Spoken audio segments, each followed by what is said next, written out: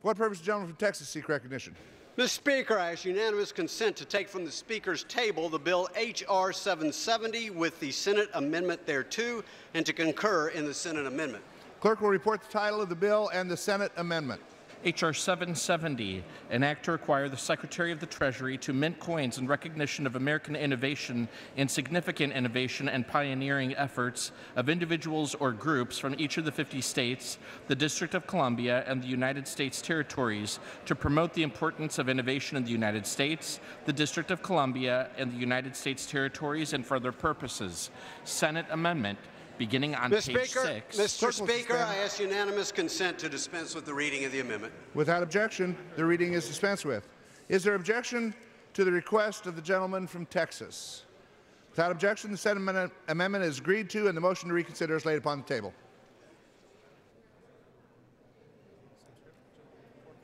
What's that? What's she going to do? Gentlelady from Florida.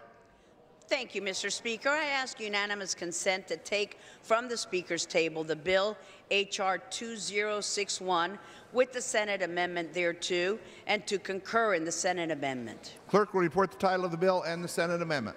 H.R. 2061, an act to reauthorize the North Korean Human Rights Act of 2004 and for other purposes. Senate amendment. Strike all after the enacting clause and insert the following. Mr. Speaker. Gentlelady from Florida. I ask unanimous consent to dispense with the reading of the amendment. Without objection, the reading is dispensed with. Is there objection to the request from the gentlelady from Florida? Without objection, the Senate amendment is agreed to and the motion to reconsider is laid upon the table. For what purpose does the gentlelady from Florida seek recognition? Mr. Speaker, I ask unanimous consent that when the House adjourns today, it adjourn to meet at 9 a.m. tomorrow. Without objection. Thank you so much. For what purpose does the gentleman from California seek recognition? Speaker, I ask unanimous consent that my name be removed as a co-sponsor of H.R. 2069. Without objection. Thank you. Okay. Without objection, the chair appoints the following conferees on H.R. 5515. From the Committee on Armed Services for consideration of the House bill and the Senate amendment and modifications committed to conference, Messrs. Thornberry, Wilson of South Carolina, LaBiondo, Bishop of Utah, Turner, Rogers of Alabama, Schuster, Conaway, Lamborn, Whitman, Kaufman, Mrs. Hartzler, Messrs. Austin Scott of Georgia, Cook, Byrne, Ms. Stefanik, Messrs. Bacon, Banks of Indiana, Smith of Washington, Mrs. Davis of California, Messrs. Langevin, Cooper, Ms. Bordallo, Mr. Courtney, Ms. Songus, Mr. Garamendi, Ms. Spear, Mr. Vesey, Ms. Gabbard, Mr. O'Rourke, and Mrs. Murphy of Florida. From the Committee on Energy and Commerce for consideration of Title 27 of the 17 of the Senate amendment and modifications committed to conference, Messrs. Latta, Johnson of Ohio, and Pallone. From the Committee on Financial Services for consideration of Title 17 of the Senate amendment and modifications committed to conference, Messrs. Henserling, Barr, and Ms. Maxine Waters of California. From the Committee on Foreign Affairs for consideration of Title 17 of the Senate amendment and modifications committed to conference, Messrs. Royce of California, Kinzinger, and Engel. Chair will announce the appointment of additional conferees at a subsequent time.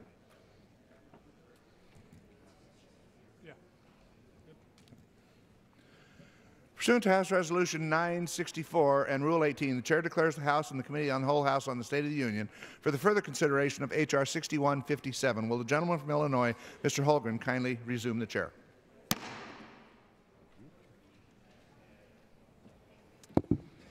The House is in the Committee of the Whole House on the State of the Union for further consideration of the bill H.R. 6157, on which the clerk will report the title. A bill making appropriations for the Department of Defense for the fiscal year ending September 30th, 2019, and for other purposes. When the Committee of the Whole rose earlier today, pursuant to House Resolution 961, Amendment Number 20, printed in House Report 115-783, offered by the gentleman from Texas, Mr. Poe, had been disposed of. Pursuant to House Resolution 964, no further amendment to the bill as amended shall be in order except those printed in House Report 155-785 and available pro forma amendments described in Section 3 of House Resolution 961. It's now in order to consider Amendment Number 1, printed in House Report 115-785. For what purpose does... Oh. For what purpose does the gentlewoman from Texas seek recognition?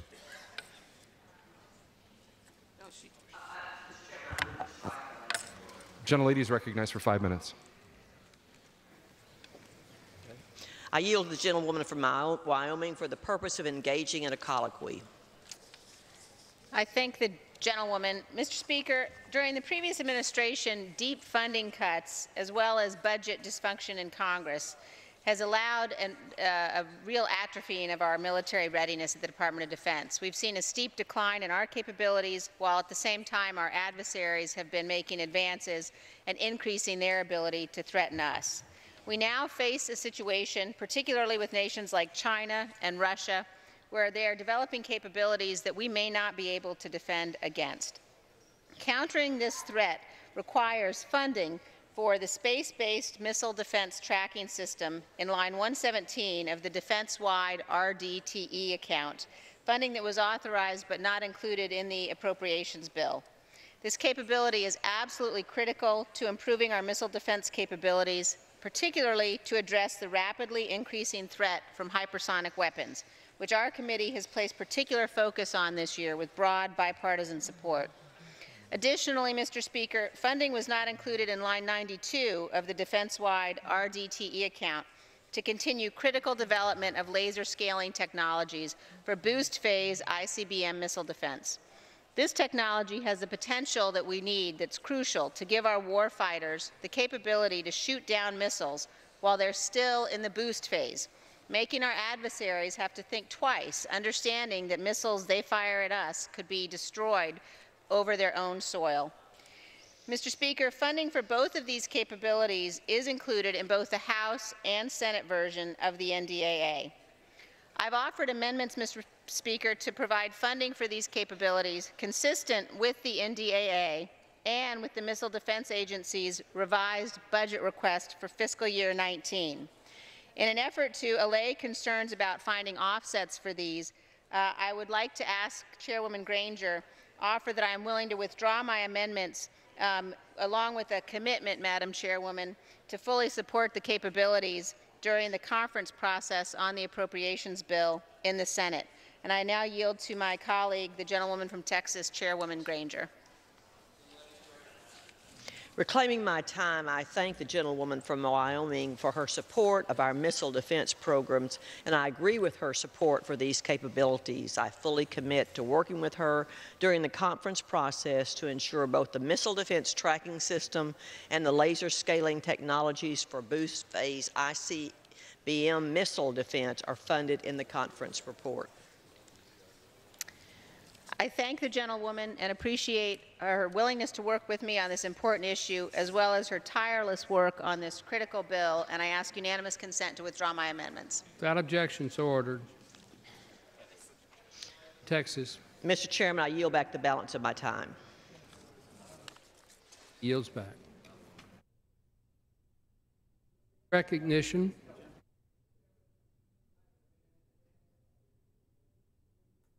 Now in order to consider amendment number 1 printed in the House Report 115-785.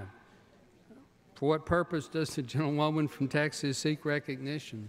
I have an amendment at the desk. Clerk will designate the amendment. Amendment number 1 on the second rule for H.R. 6157. Gentlelady will suspend so the clerk will designate the amendment. Amendment number 1, printed in House Report number 115-785, offered by Ms. Jackson Lee of Texas.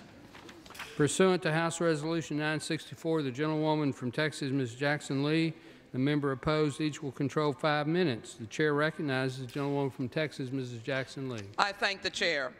My amendment indicates that no funding in this act shall be used or otherwise made available by this act to end Reserve Officers Training Corps ROTC programs at HBCUs, Hispanic serving institutions, and tribal colleges and universities. I wanted to emphasize this program because so many of us have these colleges in our congressional districts. Those ROTC programs provide training to college students to prepare them for future services in the branches in the U.S. military, the Army, Air Force, and Navy. Coming from the state of Texas, I can assure you my interaction with so many in the United States military and those who have said that it is a pathway to leadership and success, I know how important these programs are. The Army ROTC alone provides $274 million in scholarship money to more than 13,000 students. It is interesting to take note of the fact, as it relates to African Americans and Hispanics, the leadership that has come from these programs. Andrew P. Chambers, Lieutenant General, retired George A. Alexander, Colonel Claude A. Burnett, and Colonel Derek M. Flowers, Colonel Sadida Walker, currently serving as the Chief of Program Support Branch. These are all individuals who have been the beneficiaries of the ROTC programs at HBCUs, Hispanic serving institutions, tribal colleges, and universities. I ask my colleagues to support this amendment. I reserve my time. Gentlelady reserves recognition. I claim the time in opposition, but I'm not opposed to the amendment. While I will not oppose the amendment, I would urge caution about proposals that limit the department's flexibility to adapt to changes in its need in the ROTC program. I'm prepared to accept the amendment, and I yield back the balance of my time. Gentlelady yields back. The gentlewoman from Texas, Ms. Jackson Lee.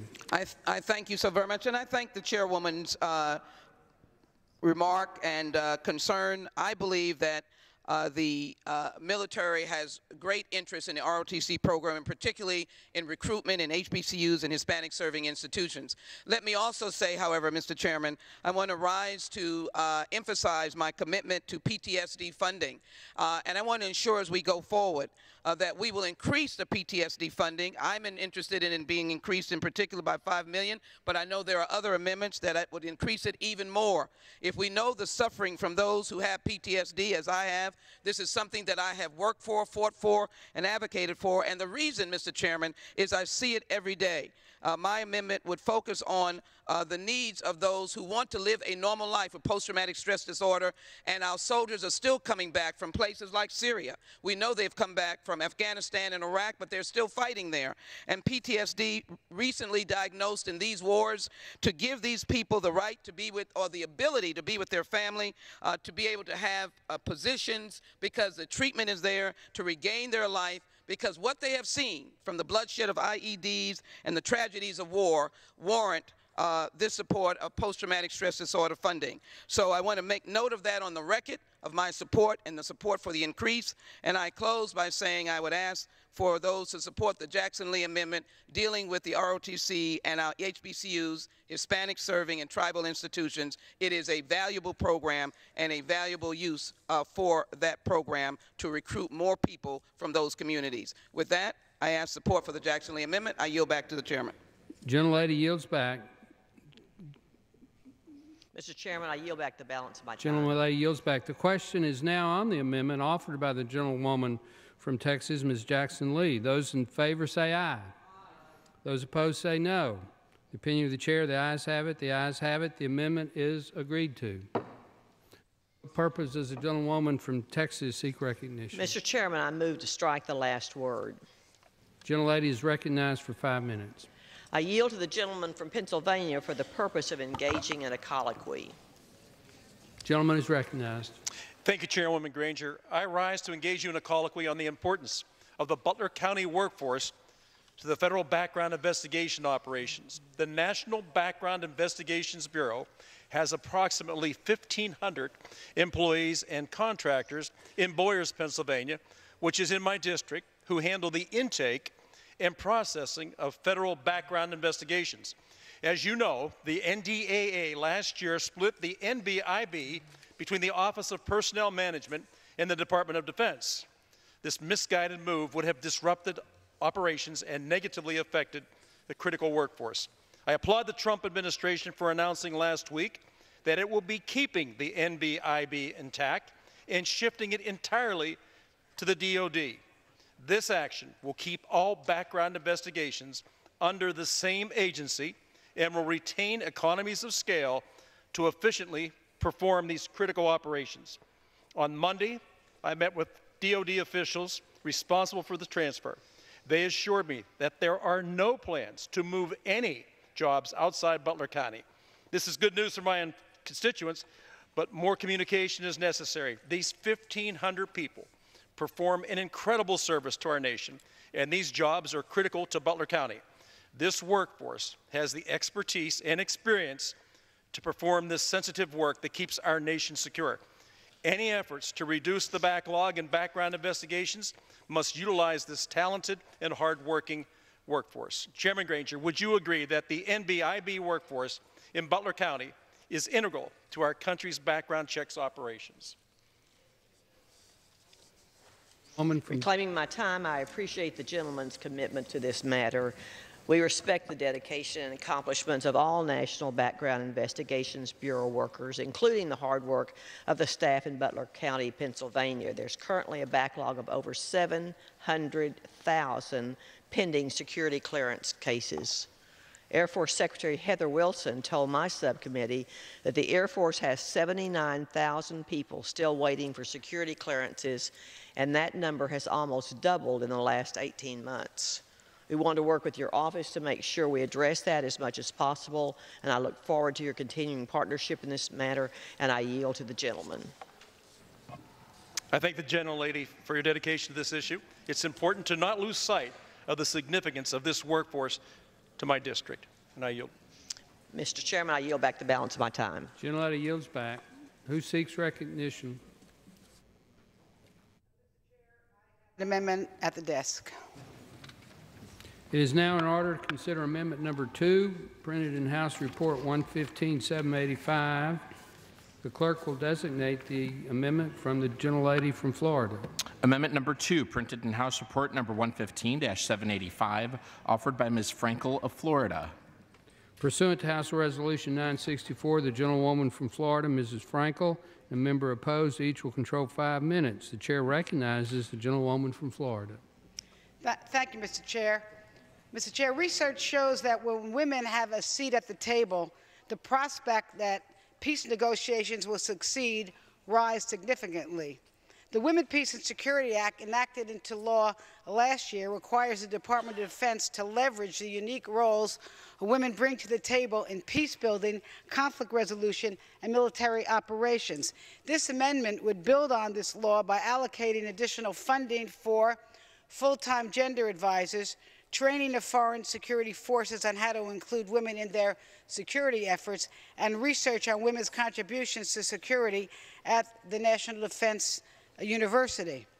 Mr. Chair, according to A Womankind World, which is a global women's rights organization, women and girls suffer disproportionately during violent conflict. Sexual violence is often used as an instrument of war, and although men and boys may be also abused, it is this way that women and girls are primarily targeted. For example, during Sierra Leone's 11-year civil war, an estimated 250,000 women experienced sexual violence.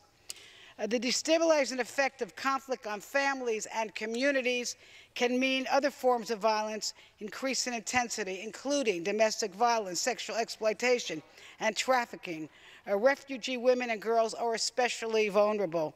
And although they are disproportionately affected by conflict, women seem to be sidelined from formal conflict resolution and peace processes, meaning that post-conflict recovery and reconciliation programs often overlook women's specific needs.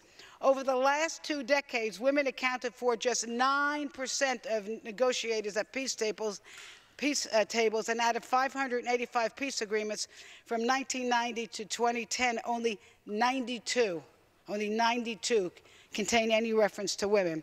Despite that, women play an essential role in building peace in local communities. However, of course, women face multiple barriers, and even so, evidence shows that formal peace agreements which include women's perspectives are most likely to last. Mr. Chair, we have an opportunity to make women's voices heard and to make the world a safer place. I urge adoption of this amendment and reserve the balance of my time. Gentlelady reserves. Who seeks recognition? For what purpose? Gentlelady from Texas. I rise to claim the time in opposition, but I don't oppose the amendment. Without objection, gentlelady is recognized for 5 minutes. Women have a larger presence in our military today than ever before, with more than 200,000 women serving in active duty military. Women serve as leaders in all jobs and in all branches of the military, and women have served in every conflict from the American Revolution to the current war on terror. From their early days as cooks and nurses to the combat roles they fulfill today, the roles of women have evolved with the military. So I am pleased to support this amendment, which will continue to further the growth of our 21st century women war fighters, and I yield back the balance of my time. Gentlelady yields back. Mr. Chair, from Florida. I thank the gentlelady and I yield back. Gentlelady yields back. The vote now occurs on the amendment from the gentlelady. All those in favor say aye. All those opposed, no. Ayes appear to have it. The ayes have it. The amendment is agreed to. Purpose does the gentlewoman from Texas seek recognition? Mr. Chairman, I move to strike the last word. I yield to the gentleman from Utah for the purpose of engaging in a colloquy. Gentlelady is recognized for 5 minutes. Hey, I thank the gentlewoman. I want to speak today about the production of Tomahawk cruise missiles. Tomahawk is a battle-tested weapon that's been used in combat over 2,000 times, last launched in 2016 and again in April of this year in response to the Syrian regime's use of chemical weapons. Tomahawk continues to be a credible standoff weapon that provides lethal effects while keeping American fighting men and women in relative safety. The 2018 National Defense Strategy prioritized action against near-peer nations with significant area denial capabilities, and the Tomahawk is the nation's preferred weapon to carry out this difficult mission. Halting production and devastating the missile's industrial base is ill-advised as a threat to the near-peer warfare as threats of near-peer warfare increases. Gentlelady from Texas. Reclaiming my time, I appreciate the gentleman's interest in this critical weapon system, and I wanted to assure him that the committee supports the continued production of Tomahawk missiles. Gentleman from Utah. Madam Chairwoman, I appreciate the committee's support for the program, and we're encouraged to see additional funding for increased Tomahawk missile production in FY18. I would like to emphasize that this funding was provided at the Navy's request. However, I understand that the Navy recently informed the committee that they would intend to utilize this funding for purchasing support equipment instead of missiles as the committee intended. Ms. Granger? The gentleman is correct. The committee increased funding for Tomahawk production 2 years in a row. Using this funding for other purposes is contrary to congressional direction, and this is the second year in a row that the Navy has blatantly disregarded our instructions. The action by the Navy led the committee to recommend a rescission of prior year funding for Tomahawks. Despite this rescission, the committee remains supportive of additional Tomahawk production and is awaiting a revised plan from the Navy on how they'll spend the previously appropriated funding for missile production. I assure the gentleman from Utah that the committee will revisit this issue in conference when the Navy indicates affirmatively they will use additional funding solely for missile production. I agree with the chairwoman that the Navy's disregard for congressional direction and intent is unacceptable, and I appreciate your support for this important warfighting capability. I look forward to resolving this issue in conference. Mr. Chairman, I yield back the balance of my time. Gentlelady yields back. The chair understands that amendment number 3 will not be offered. For what purpose does the gentleman from Washington seek recognition? Seeing no gentleman. What's going on? Does the gentlelady from Texas seek recognition? For what purpose? Mr. Chairman, I move to strike the last word.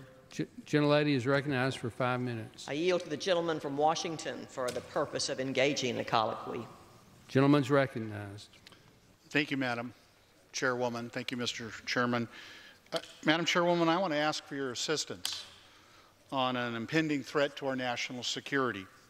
Roads surrounding military installations play an important role in preserving military readiness.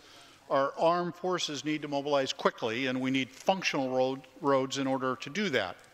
The same is true for other infrastructure supporting defense communities, where our soldiers, sailors, airmen, and Marines live and raise their families. This is a problem all over this country, and a severe one.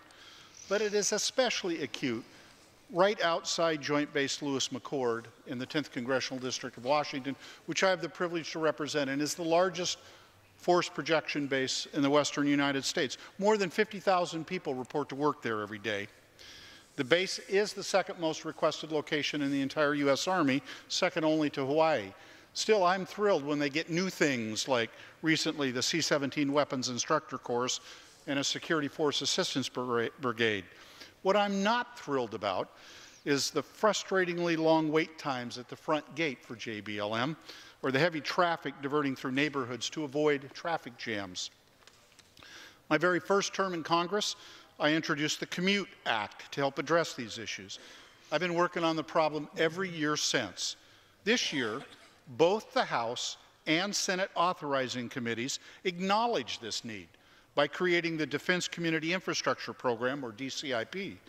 This program builds off the Commute Act and encourages infrastructure projects near military installations that are caused by their presence. I know being stuck in traffic is not something unknown to most Americans. We're all too familiar with the horrible feeling of approaching an unexpected slow crawl on the road. But when this affects our military's ability to get to the base, to do the job, and be ready for anything, that is when we can't just sit and wait as I have year in and year out for it to get better. If service members cannot get on and off base, they may decide never to leave the base. But military bases are not islands in our districts. They're integral parts of our community. Expecting service members to stay behind the force protection of their bases exacerbates the civil-military divide, and it's short-sighted and foolhardy not to consider the infrastructure surrounding and supporting our installations. The federal government must play a role in addressing military community infrastructure projects. Reclaiming my time, I want to thank you for raising the issue of off-base infrastructure, and I know you've been working on this issue since your first days in Congress, and I commend your dedication. I appreciate that the authorizing committee has given us a tool to begin to address this problem. Unfortunately, we don't yet know the full scope of the challenge. Before we can appropriate funds to a program like the Defense Community Infrastructure Program, we need more information to define the priorities and ensure that the most urgent needs are met. I yield to the gentleman. I thank the chairwoman very much for acknowledging this program and for your commitment to work to address it. Over the summer, I will work with relevant stakeholders, including the authorizing committees, the Secretary of Defense, and defense communities, which strongly supports this proposal, to get you and your staff a better sense of the scope of this problem. And I look forward to working with the Defense Subcommittee on tackling this problem and finding the resources to update and repair infrastructure around military bases. Yes, I can commit to working on this issue. If you can give me the details on the scope of what we need to solve, Mr. Chairman, I yield back the balance of my time. Gentlelady yields back. It is now in order to consider Amendment Number 4, printed in House Report 115-785. For what purpose does the gentlewoman from Nevada seek recognition? I rise as a designee of Mr. Hastings of Florida, and I have an amendment at the desk. The clerk will designate the amendment. Amendment number 4, printed in House Report number 115-785, offered by Ms. Rosen of Nevada. Pursuant to House Resolution 964, the gentlewoman from Nevada, Mrs. Rosen, and a member opposed, each will control 5 minutes. The chair recognizes the gentlewoman from Nevada, Mrs. Rosen. Thank you. Mr. Chairman, my amendment number 4, which I am offering with Congressman Hastings, would designate an additional $5 million for the training and retention of cybersecurity professionals under the Defense-Wide Operation and Maintenance Account. You know, we discuss cybersecurity frequently here in Congress because cyberspace touches everything. As a former computer programmer and a member of both the Armed Services Committee and the Science, Space, and Technology Committee, I can tell you that we rely on cyberspace for so much: our military, our schools, businesses, state and local governments. We all understand the importance of prioritizing cybersecurity and the defense of cyberspace, because the challenges we are already facing will continue to grow, both at home and abroad. Actors half a world away are targeting our hospitals, banks, and financial networks, not to mention our military installations. Attacks are getting more sophisticated, and they're happening every single day.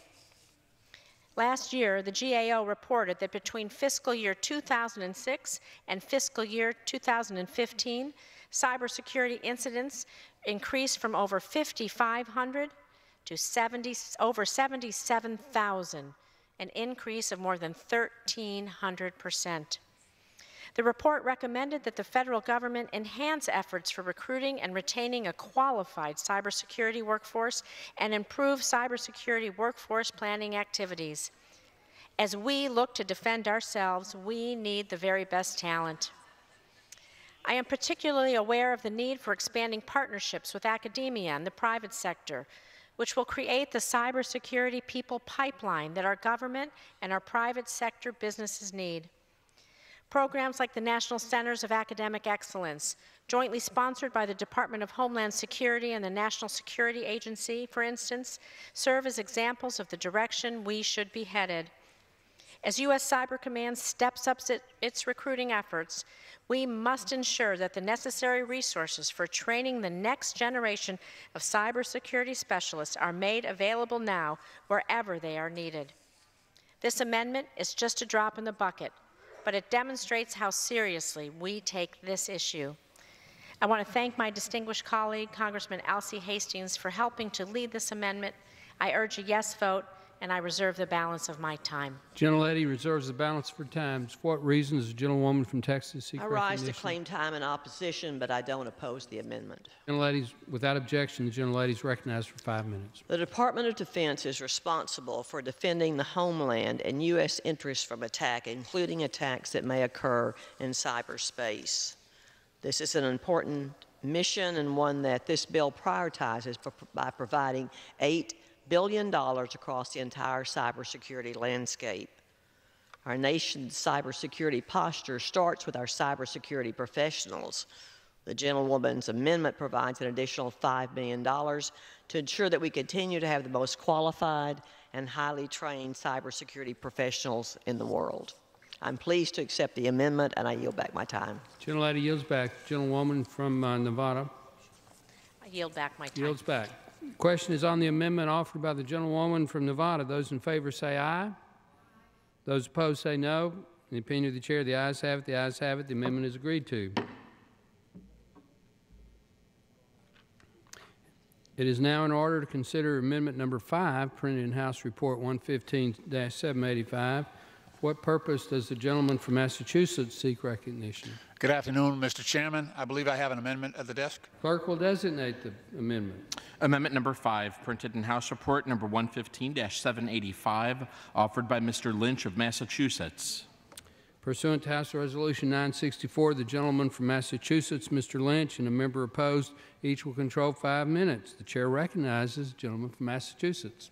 Thank you very much, Mr. Chairman. And I thank the chair and the ranking member for their willingness to hear this amendment. I also want to thank the Rules Committee, Mr. Sessions and Mr. McGovern, for ruling that this amendment is in order.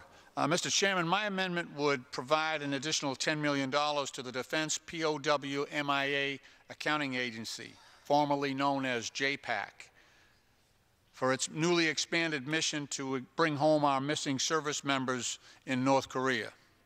In light of the recent agreement that includes a commitment to recover and repatriate U.S.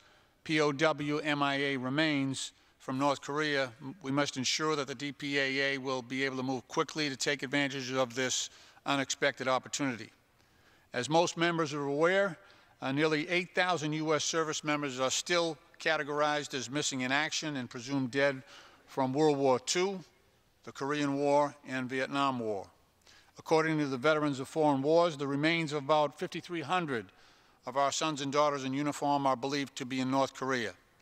Many of them fell in battle near the Battle of the Chosin Reservoir in November and December of 1950, the scene of one of the most heroic battles in U.S. military history and certainly U.S. Marine Corps history. Mr. Chairman, it's been 65 years since the Korean War ceasefire was put into effect. For those brave Americans and so many American families to be still missing after so long is a tragedy. These brave service members and Americans and their families deserve better. Mr. Chairman, I've been involved with this issue for the past 8 years. I actually went out with JPAC to the South Pacific and the Philippines, to Vietnam and to Korea to observe their recovery efforts. I had a chance to visit the headquarters at Hickam Air Force Base at Pearl Harbor, where a dedicated group of our forensic pathologists are working tirelessly to use modern techniques to identify each of our brave heroes and return them to their families and their hometowns to receive the dignified and respectful remembrance that they deserve. Mr. Chairman, this is a very unique opportunity. We have to act quickly. The mitochondrial DNA that allows us to identify our sons and daughters in uniform breaks down over time because of conditions in the soil. If we don't act quickly, we will lose this opportunity. So I urge my colleagues to support this amendment. I thank you, Madam Chairman, and I reserve the balance of my time. Gentleman reserves. For what purpose does the gentlelady from Texas seek recognition? I claim time in opposition, but I don't oppose the amendment. Without objection. Gentlelady is recognized for 5 minutes. As discussed yesterday on the Alan Raskin amendment, I support the work of the Defense POWMIA Accounting Office. They perform tireless work to track and locate and recover our fallen heroes, and I thank them for their continued efforts. That's why the base bill already includes $10 million above the budget request, and I supported the Alan Raskin amendment yesterday, which provides an additional $10 million above the request. This amendment provides $10 million, which will support continued efforts to return our fallen heroes home where they belong. Therefore, I support the amendment, and I reserve the balance of my time. You reserve the balance of your time. The gentleman from Massachusetts. I do. I would, if the time belongs to me, I would certainly recognize I appreciate the gentleman yielding. I simply want to join the chairwoman. She has correctly pointed out that there is a significant increase in the bill, but I do support the amendment, as does the chairwoman. As was pointed out, we do need to act quickly. More than 82,000 Americans that remains are missing are from World War II, Korean War, and Vietnam. With the most recent of those wars ending over 40 years ago, fewer and fewer immediate families of those missing are still alive. I do think we should have a sense of urgency. Appreciate the gentleman's amendment. Appreciate him yielding. I think, reclaiming my time, I want to thank Madam Chair for your indulgence and also thank the ranking member. I ask our members to support this amendment, to support the DPAA in its efforts to find and repatriate our missing heroes. With that, I yield back. Gentleman yields back. Gentlelady from Texas. Mr. Chairman, I yield back the balance of my time. Gentlelady yields back. The question is on the amendment offered by the gentleman from Massachusetts. Those in favor say aye. Those opposed say no. In the opinion of the chair, the ayes have it. The ayes have it, and the amendment is agreed to. It's now in order to consider amendment number 6, printed in House Report 115-785. What purpose does the gentlewoman from New Hampshire seek recognition? Thank you very much, Mr. Speaker. I have an amendment at the desk. Clerk will designate the amendment.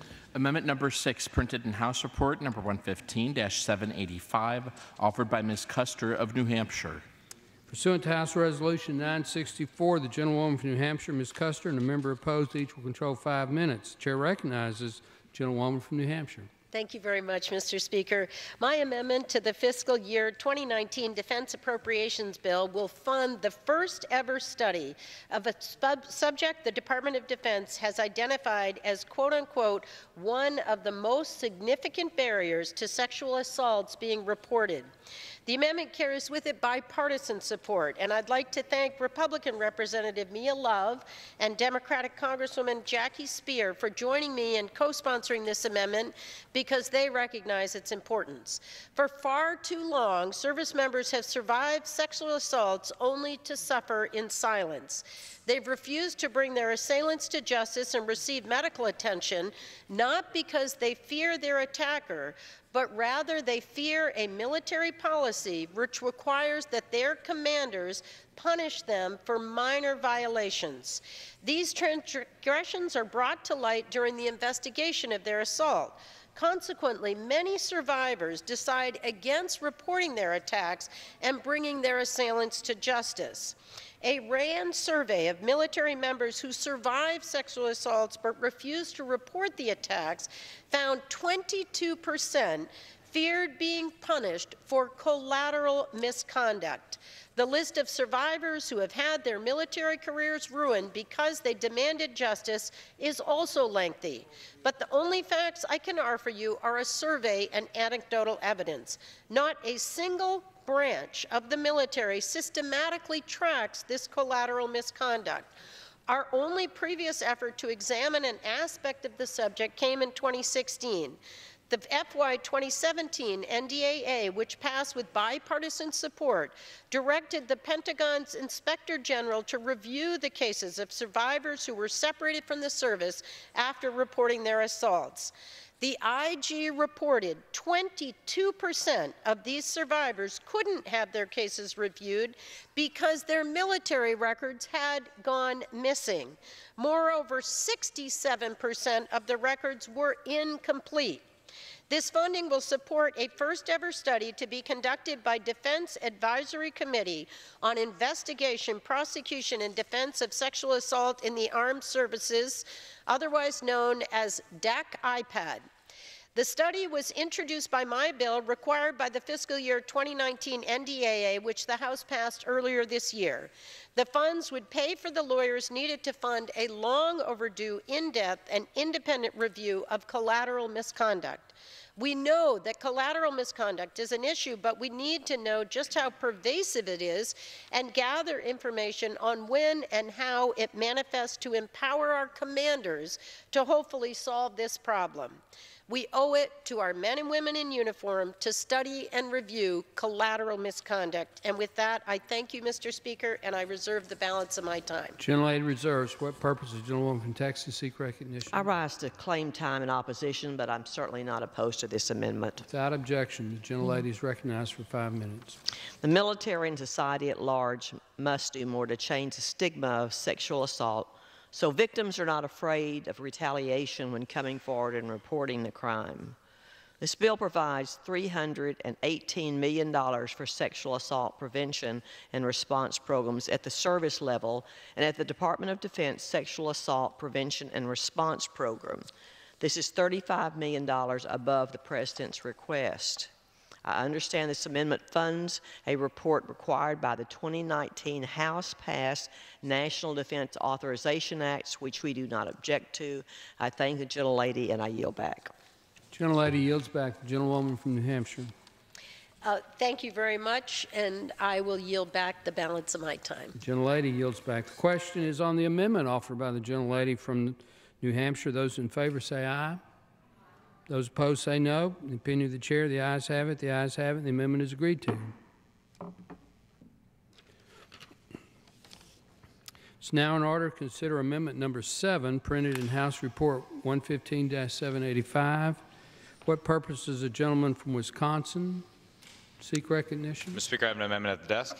Clerk will designate the amendment. Amendment number 7, printed in House Report number 115-785, offered by Mr. Gallagher of Wisconsin. Pursuant to House Resolution 964, the gentleman from Wisconsin, Mr. Gallagher, and a member opposed, each will control 5 minutes. The gentleman from Wisconsin is recognized for 5 minutes. Thank you, Mr. Speaker. I rise in strong support of this amendment to restore $24 million for Navy AIM 120 Delta AMRAAM procurement to match House-passed NDAA levels. When he rolled out the National Defense Strategy, Secretary Mattis was clear. Great power competition, not terrorism, is now the primary focus of U.S. national security. Nowhere is this competition more intense than in the Indo-Pacific, where the Fight Tonight mission has never been more urgent, given threats from both great powers and rogue regimes. Pentagon leaders have been clear, addressing critical munitions shortfalls such as the AMRAAM is a top priority. During his confirmation, the new Indo-PACOM commander Phil Davidson listed critical munitions stockpiles as one of his top 2 capability and capacity challenges to addressing threats in the Indo-Pacific. Admiral Davidson went on to list advancements in air-to-air munitions and the AIM 120D in particular as his top solution to challenges presented by anti-access aerial denial capabilities. Unfortunately, our AMRAAM inventory is currently at only 50% of the requirement, 50%. We cannot afford to cut any further. It's no surprise then that the statement of administration policy on this bill singles out munitions reductions as an area of special concern. To quote, the Statement of Administration policy, DoD still has shortfalls in preferred munitions needed to achieve successfully the operational plans identified in the National Defense Strategy. And the very first munition mentioned is the AIM-120D AMRAAM. So let's be clear about the implications here. The NDS is about great power competition. Our ability to win, or much preferably deter a great power war, comes down to our ability to execute these plans and impose our will on our adversaries. These same adversaries are watching American defense spending debates right now, looking for signs such as failing to address publicly reported shortfalls that America is not serious about long-term competition. And decisions like this, here and now, they may seem small, but they all add up to tell a story that our friends and our foes alike receive loud and clear. And last year, on a bipartisan basis, we were able to help address key Mark 48 torpedo shortfalls in this appropriations bill in order to address a critical warfighting need. And I hope we can build on this success this time around. And I'd urge my colleagues to support this amendment to match the House-passed authorization level, as well as the administration request. And I reserve the balance of my time. Gentleman reserves. What purpose does the gentlewoman from Texas seek recognition? I rise in opposition to the amendment. This amendment seeks to reverse... Gentlelady is recognized for 5 minutes. Sorry. This amendment seeks to reverse a justified reduction made by the committee to the request for the AMRAAM missile program. Both the Navy and the Air Force historically overestimate the cost of the missile in their budget request. In the last 5 years, this overestimation has been 12% on average. The fiscal year 2019 request assumes a unit cost that is 16% more than the most recent contract. For several years in a row, Congress has adjusted the budget request for this program to account for these overestimates and other facts of life, such as production delays. In fact, the delivery schedule for this program has been revised 25 times since 2011, and the production of new guidance system components is 21 months behind schedule. The department itself has frequently sought to take savings from the AMRAAM program for other priorities. For example, the Air Force has 5 years straight on, has sought approval to reprogram a total of $57 million of this program to other needs. This is in addition to the reductions that have been taken by Congress. It therefore defies the facts to claim that this program is being underfunded. Because of the long time it takes the Department of Defense to put together its budget requests, these requests do not always reflect the most current information. The committee takes common sense reductions when they will do no harm to national security. I must add that this is precisely the sort of common sense reduction to the President's budget that enables us to accommodate the priorities of the members of this body. This year we received approximately 6,600 such requests. The committee will continue to engage with the Navy and Air Force on this program and make adjustments as needed. This amendment, however, would restrict our ability to ensure that the priorities of this body are reflected in the final bill. I therefore oppose this amendment and urge its rejection. I reserve the balance of my time. Gentlelady reserves. The gentleman from Wisconsin. Mr. Speaker, how much time do I have left? You have 2.5 minutes left. I would just say I'm all for finding efficiencies wherever we can get them, particularly in a very tight budgetary environment. And that's why in structuring this amendment, we made a concerted effort to prioritize the urgent operational requirements faced day in and day out in the Pacific, where, notwithstanding any past delays, the balance of power, I would argue, is rapidly shifting against us, and where any further shifts could really harm our ability to project power in the future. We've also provided the Defense Contract Management Agency the flexibility to make modest steps towards finding efficiencies in its budget. Even after accounting for this offset, DCMA O&M would be funded at nearly $25 million over the House-passed NDAA level. I would also say our offset supports House-passed NDAA reductions to bureaucratic overhead in the so-called DoD Fourth Estate. In line with finding efficiencies, the Fourth Estate is comprised of the organizations within DoD that do not report to a military service and have proven difficult to manage or oversee. And I think the savings identified will go directly towards critical munitions for the warfighter. In other words, maximizing tooth while minimizing tail, getting as much of the resources as possible out of the bureaucracy in the Pentagon and at the front lines where our warfighters need it most. So I have enormous respect for the chairwoman's position. I appreciate her willingness to consider this, and I appreciate the robust debate, and I reserve the balance of my time. Reserve or yield back? Gentleman reserves. The gentlelady from Texas. Okay. I yield back. Gentleman yields back. The gentlelady from Texas. In closing, as I've stated, these sorts of common sense adjustments to the President's budget requests must be made to ensure efficient use of taxpayer dollars and accommodate higher priorities, including member priorities. I yield back the balance of my time. Gentlewoman yields back. The question is on the amendment offered by the gentleman from Wisconsin. Those in favor say aye. Those opposed say no. In the opinion of the chair, the noes have it. Gentleman from Wisconsin. Mr. Speaker, I request the yeas and the nays. Gentleman asked for a recorded vote. Yeah. Yes, sir. Pursuant to Clause 6 of Rule 18, further proceedings on the amendment offered by the gentleman from Wisconsin will be postponed. It's now in order to consider Amendment Number 8, printed in House Report 115-785. What purpose does the gentleman from Wisconsin seek recognition? Mr. Speaker, I have an amendment at the desk. Clerk will designate the amendment. Amendment number 8, printed in House Report number 115-785, offered by Mr. Gallagher of Wisconsin.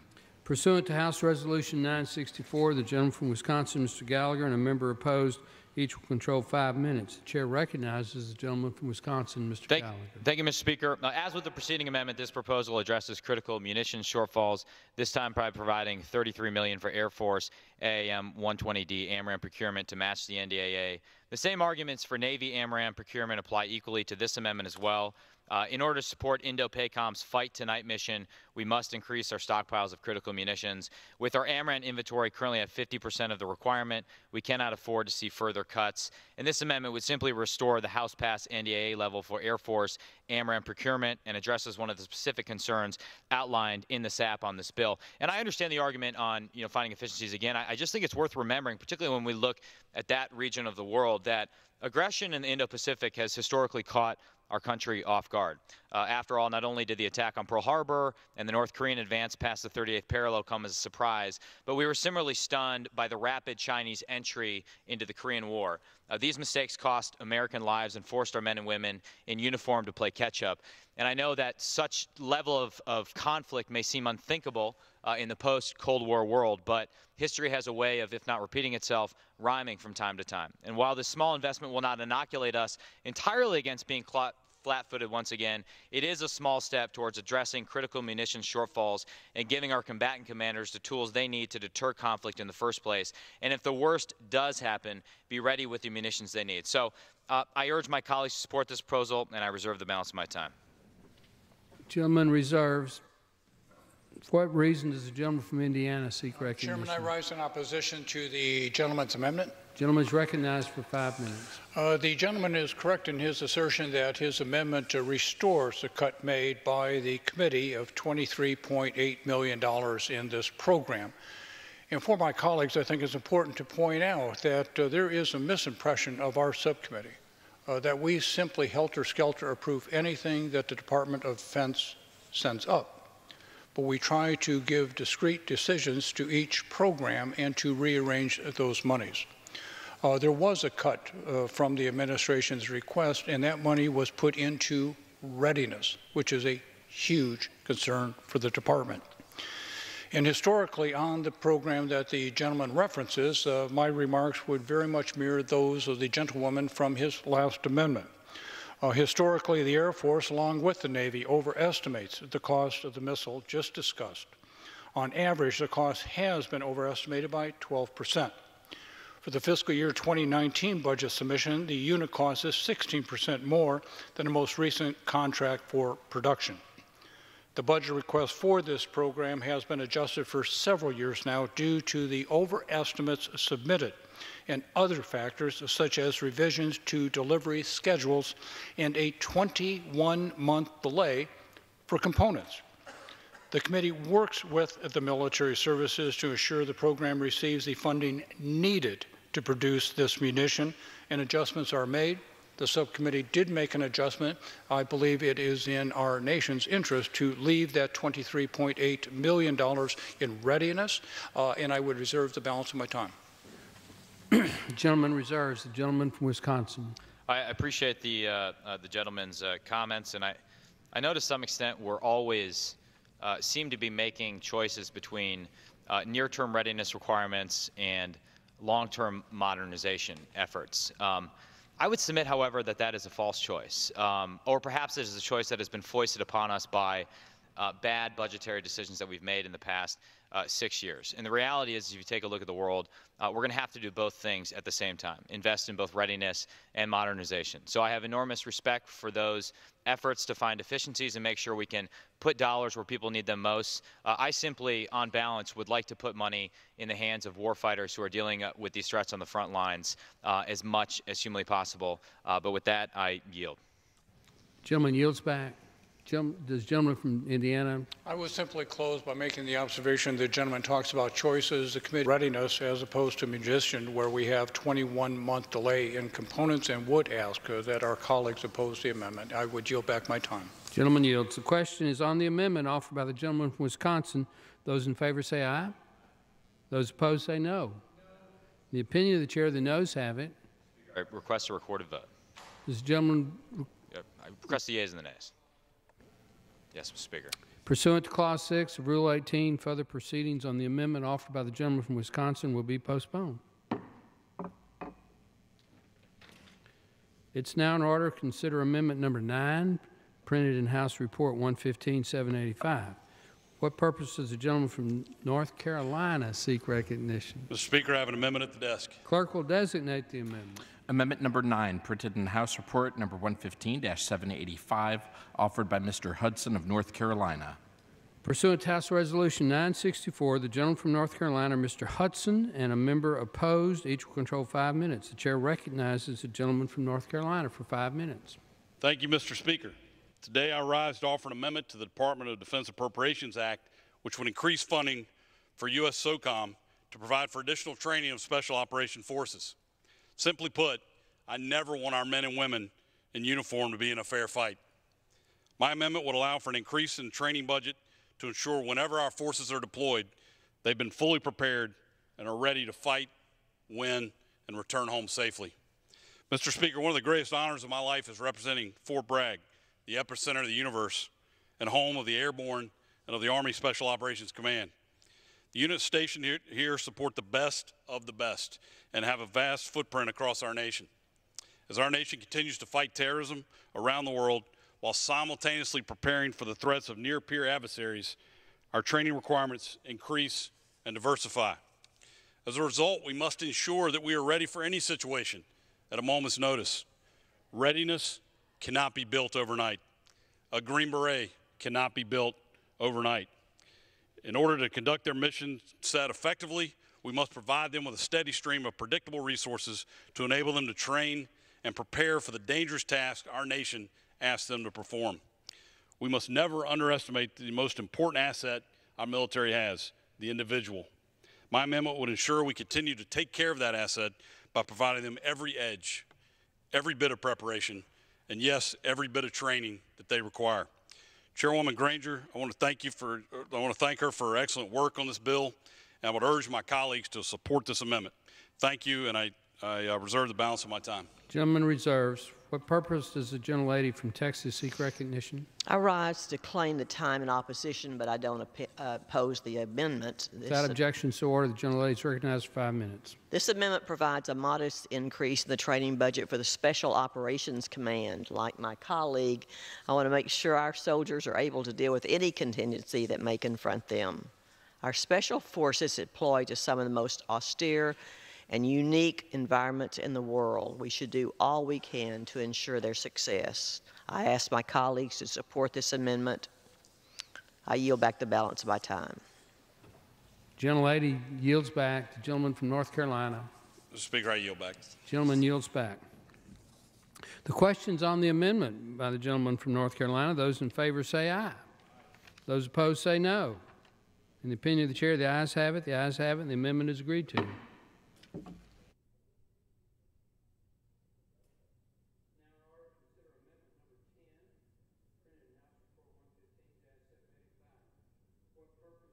Gentleman from Vermont, seek recognition. Amendment at the desk. Clerk will designate the amendment. Amendment number 10, printed in House Report number 115-785, offered by Mr. Welch of Vermont.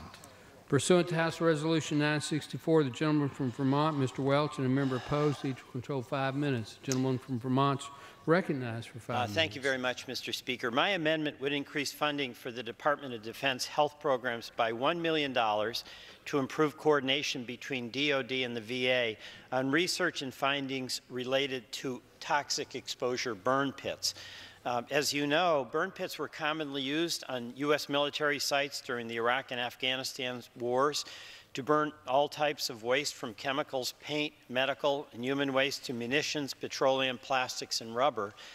But also, as you know, many members of the military who were exposed to burn pits are beginning to experience negative health effects from the toxic smoke that they inhaled while on duty.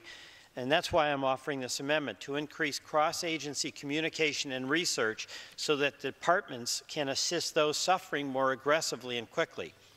On May 7th, I met in Vermont with a group of National Guard members led by Pat Cram, who have been impacted by burn pit exposure.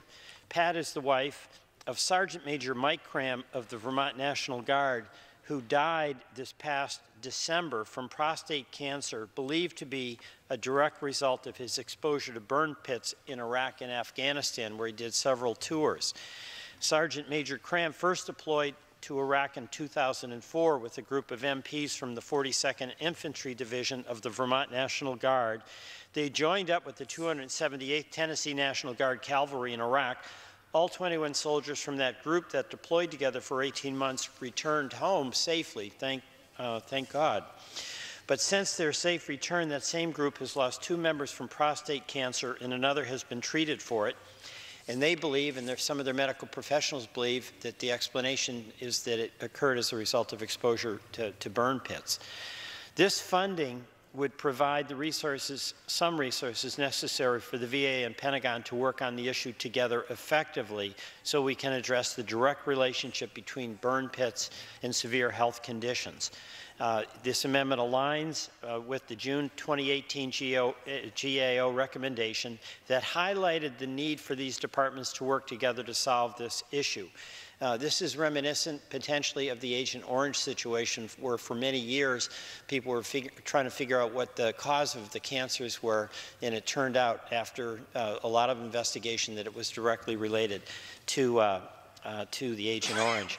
I really want to thank Chairwoman Granger, who on occasion I've traveled with and whose service I've really respected, and Ranking Member Visklosky for their attention to this issue and willingness to help. Thank you both for that.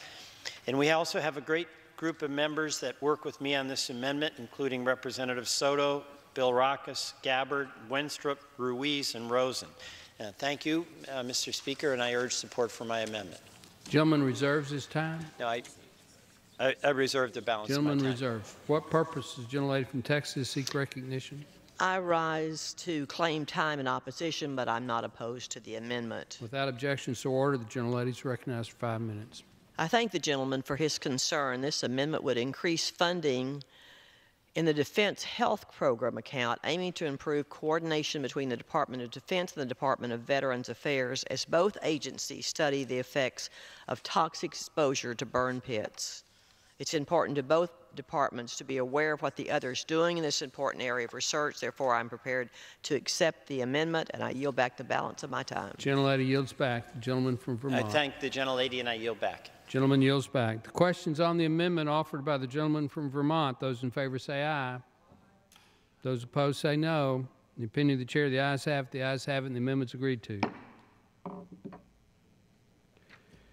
It's now in order to consider amendment number 11, printed in House Report 115-785. For what purpose does the gentleman from Minnesota seek recognition? Mr. Speaker, I have an amendment at the desk. Clerk will designate the amendment. Amendment number 11, printed in House Report number 115-785, offered by Mr. Nolan of Minnesota. Pursuant to House Resolution 964, the gentleman from Minnesota, Mr. Nolan, and a member opposed, each will control 5 minutes. The chair recognizes the gentleman from Minnesota, Mr. Nolan, for 5 minutes. Thank you, Mr. Speaker.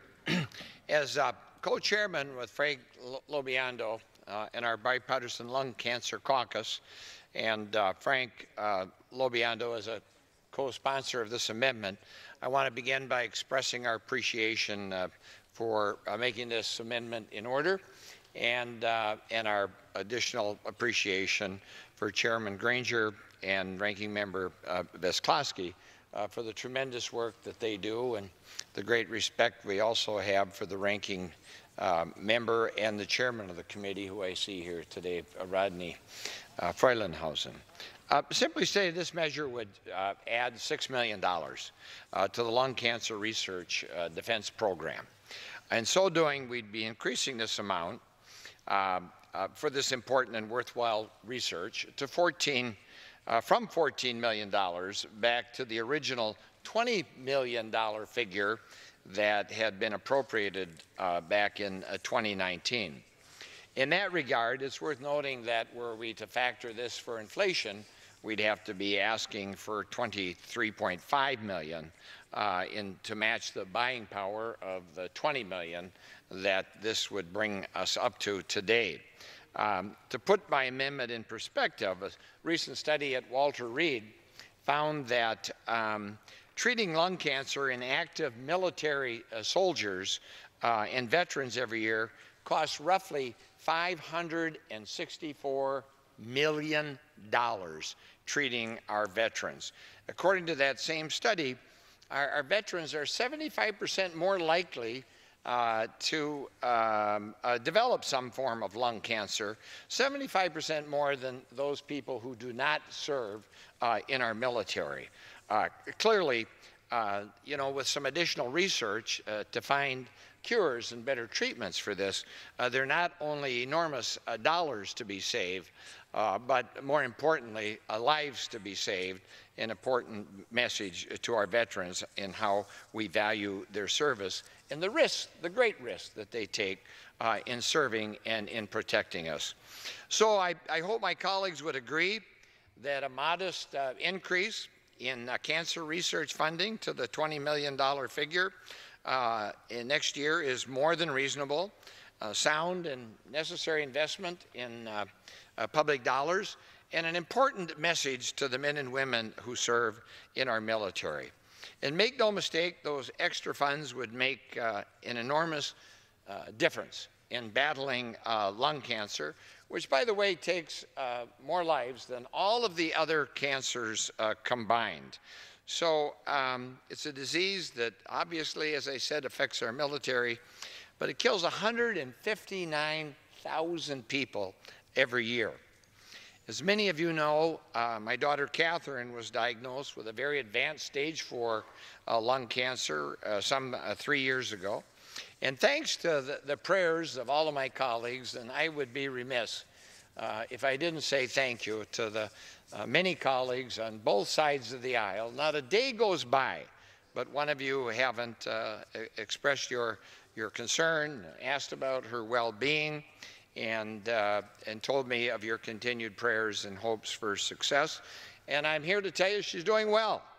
And we have great hope for her in the future, in no small measure due to the prayers, the careful thoughts, and the advances in research, so many of which are coming down the road and offering her and so many others help, so much hope. So I hope we can give many others that same great hope through these additional research dollars. Thank you very much, Mr. Speaker. I reserve the balance of my time. Gentleman reserves. What purpose does the gentlewoman from Texas seek recognition?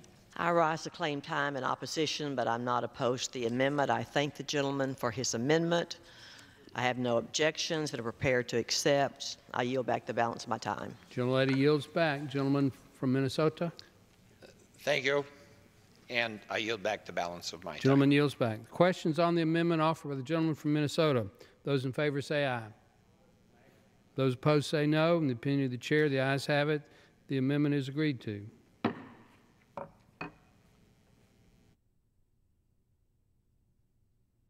It's now in order to consider amendment number 12, printed in House Report 115-785. What purpose does the gentlewoman from Hawaii seek recognition? Mr. Speaker, I request unanimous consent to speak on Amendment 12. The gentlewoman from Hawaii have an amendment? I have an amendment on the table. Okay. The clerk will designate the amendment. Amendment number 12, printed in House Report number 115-785, offered by Ms. Gabbard of Hawaii. Pursuant to House Resolution 964, the gentlewoman from Hawaii, Mrs. Gabbard, and a member opposed, each will control 5 minutes. The chair recognizes the gentlewoman from Hawaii, Mrs. Gabbard. Thank you, Mr. Speaker. Since 9/11, an estimated 3.7 million veterans and service members may have been exposed to burn pits, a common method of disposing of waste during war. Now, these burn pits include things like human waste, batteries, plastic, damaged equipment, all being dumped into a giant pit, doused with jet fuel, and torched. Much of the waste burned in these pits is toxic, and it gets into our troops' eyes, mouth, throat, and lungs. I know this is true because I was there, and I breathe these toxins in every day. These burn pits aren't put somewhere very far away from where our troops spend their time. They're usually right next to where they live, work, eat, and sleep. Many burn day and night, some burning around the clock, 7 days a week. Exposure to burn pits can produce serious and potentially life-threatening health effects, including neurological disorders, rare forms of cancer, lung diseases, and more. Recently, a widow named Jill Wilkins reached out to my office to share her story.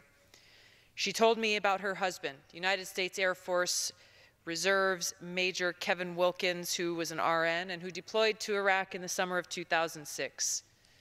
After prolonged exposure to the toxic chemicals from a burn pit, when he came home, he died from a brain tumor in April of 2008. He was only 51 years old, leaving behind his wife Jill to take care of their 2 children by herself. Now, despite the millions of brave young men and women who've been exposed to burn pits, people like Major Wilkins, they are continuing to be denied their claims and health care through the VA. The DoD and VA have been hesitant to admit that there is sufficient data to quantify this link and to prove the connection between service-related burn pits exposure and the resulting illnesses that some of our troops and veterans are dying from. What's most troubling about this is that these burn pits are still being used today. We cannot continue to repeat the dark stains of our past that we've seen in abandoning our Vietnam veterans who've suffered illnesses due to their exposure to Agent Orange. Even now, I and many other members of Congress continue to hear from Vietnam veterans about their battles with the VA to get the benefits and care they need after their exposure to Agent Orange. Burn pits are the Agent Orange of our generation of veterans. We cannot let this generation go ignored without the care and services they desperately need. Our troops didn't hesitate to raise their hands and volunteer to serve this country and put their lives on the line. We cannot turn our backs on them when they return home. Passing this amendment authorizes $1 million in burn pits research, which takes an important step towards fulfilling our nation's promise to take care of our veterans. We have seen some DoD and VA-funded studies, but we need to do more to get to the point where the VA does the right thing. We need to pass the Burn Pits Accountability Act that I've introduced with my friend and post-9/11 veteran Congressman Brian Mast. We know that there is a correlation between burn pits exposures and these illnesses. This amendment takes a small step towards continuing the research and serves as a shining light to our post-9/11 veterans that they're not alone and that they've not been forgotten. It builds on this progress to ensure that every service member and veteran who was exposed to burn pits gets the care and services that they've earned and deserve. I appreciate Chairwoman Granger and Ranking Member Wisłowski for their attention in raising this important issue and allowing these amendments to come to the floor. Our veterans care very much to see that Congress is taking action in the absence of leadership, and I urge my colleagues to support this amendment. I yield back. Yield back or reserve? Reserve. Reserve. What purpose does the gentlewoman from Texas seek recognition? I rise to claim time in opposition, but I'm not opposed to the amendment. Without objection, so ordered. The gentlelady is recognized for 5 minutes. I appreciate the gentlelady's concerns. The department is currently funding several research projects related to the potential health effects of open-air burn pits and burn pit exposure, such as pulmonary fibrosis, lung and respiratory issues, and metals toxicology. I believe this research is important. I don't have any objection to this amendment, and I yield back the balance of my time. Gentlelady yields back. Gentlewoman from Hawaii. I yield back. Gentlelady yields back. The question is now on the amendment offered by the gentlewoman from Hawaii. Those in favor say aye. Those opposed say no. The opinion of the chair, the ayes have it. The ayes have it. The amendment is agreed to. It's now in order to consider amendment number 13, printed in House Report 115-785. For what purpose does the gentleman from Maryland seek recognition? Mr. Chairman, I have an amendment at the desk. Clerk will designate the amendment. Amendment number 13, printed in House Report number 115-785, offered by Mr. Delaney of Maryland. Pursuant to House Resolution 964, the gentleman from Maryland, Mr. Delaney, and a member opposed, each will control 5 minutes. The chair recognizes the gentleman from Maryland, Mr. Delaney, for 5 minutes. Thank you, Mr. Chairman. I want to thank the chairwoman and the ranking member for their support of our veterans and for our servicemen and women. I would also like to thank the co-sponsors of this amendment with me, Debbie Dingell of Michigan, Don Young of Alaska, Ann Wagner of Missouri, Darren Soto of Florida, and Peter Welch of Vermont, for their bipartisan efforts in placing something as important as Fisher House above politics. Fisher House provides 100% free lodging for military families, allowing families to stay together while their loved ones are being taken care of in a VA hospital or military facility. On any given night, up to 1,000 families are staying in one of the 76 Fisher Houses in districts all across this country, and their need is only growing. This effort that is subject to this amendment will help Fisher House build new homes and serve more of our military families. Fisher House has served over 335,000 families thus far and provided $407 million of estimated out-of-pocket savings on lodging and transportation to our military families. Looking ahead, they have 8 houses already under construction and have identified 20 more locations in need of their support in their pipeline. Fisher House is a highly rated nonprofit, having received an A+ rating from Charity Watch and awarded the Independent Charities Seal of Excellence. Most importantly, it is a beloved institution throughout our military and veteran communities. This amendment increases federal support for Fisher House from $5 million to $10 million. It has strong bipartisan support and is a good example of the things we can do if we work together. I urge my colleagues to join us in supporting this program. And now I'd like to yield 2 minutes to the Congresswoman from Missouri, my friend, Ms. Wagner. Gentlelady is recognized for 2 minutes. I thank the gentleman for yielding, and I thank the chair. I rise today in support of the Fisher House Foundation Amendment number 13.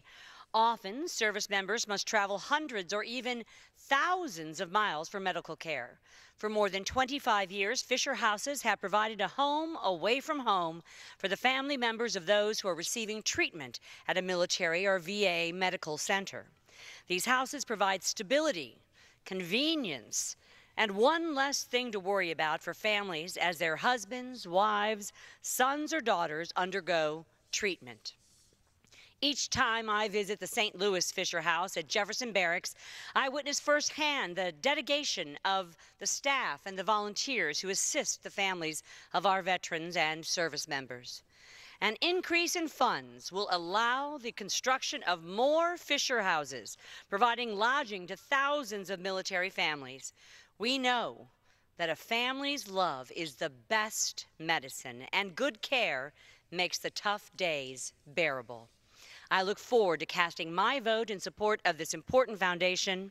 Together, we can make the lives of those who heroically serve our country just a little bit easier. I thank you. I thank the chairwoman for all of her leadership. I thank the gentleman for his co-sponsorship and for his yielding me this time. And I yield back the balance. Gentlelady yields back. Gentleman from Maryland. I reserve the balance of my time. Gentleman reserves. What purpose does the gentlelady from Texas seek recognition? I rise to claim time in opposition, but I'm not opposed to the amendment. Without objection, so ordered. The gentlelady is recognized for 5 minutes. I appreciate the gentleman's concern to provide adequate funding for the Fisher House Foundation. The Fisher House Foundation is a nonprofit organization that provides temporary lodging for military family members when confronted with the illness or hospitalization of their service member. The bill already includes $5 million for the department to grant to the Fisher House Foundation and allows each service to transfer up to $11 million for Fisher House operations. I'd be pleased to accept the amendment to provide additional funding for the Fisher House, and I yield back the balance of my time. Gentlelady yields back. The gentleman from Maryland. Thank you, Mr. Chair. I urge my colleagues to support this amendment, and I want them to have one visual in their minds when they think about it. Prior to the Fisher House, which again is a public-private partnership, the government money is leveraged with third-party donations.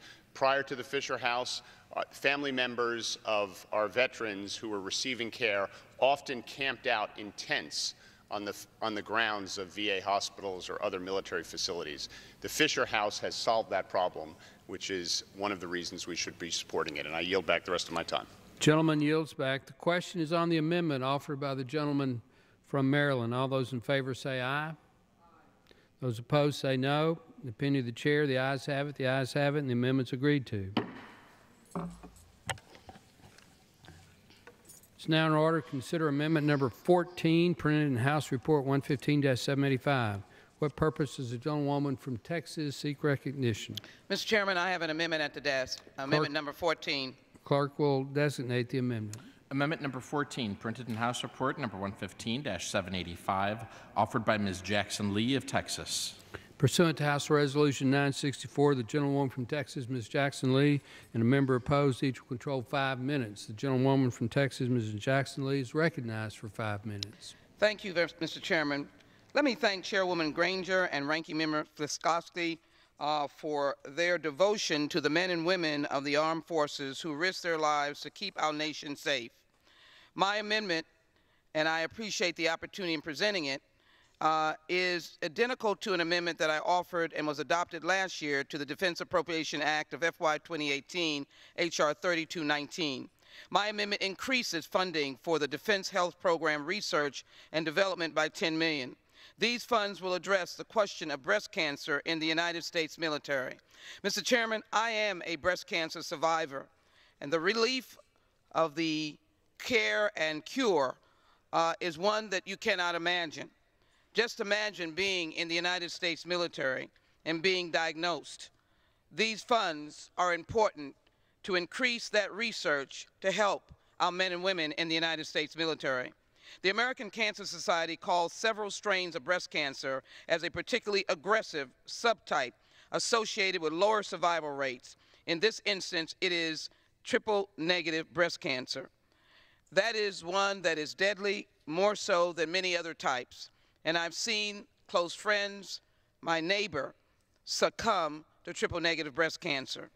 This increased funding should be, and hopefully will be utilized to do important research in that area. This was evidenced by an article, Fighting a Different Battle, Breast Cancer and the Military. Breast cancer can affect both men and women. The bad news is breast cancer has been just about as brutal on women in the military as combat. Breast cancer has been just about as difficult to overcome as well. More than 800 women have been wounded in Iraq and Afghanistan, according to the Army Times.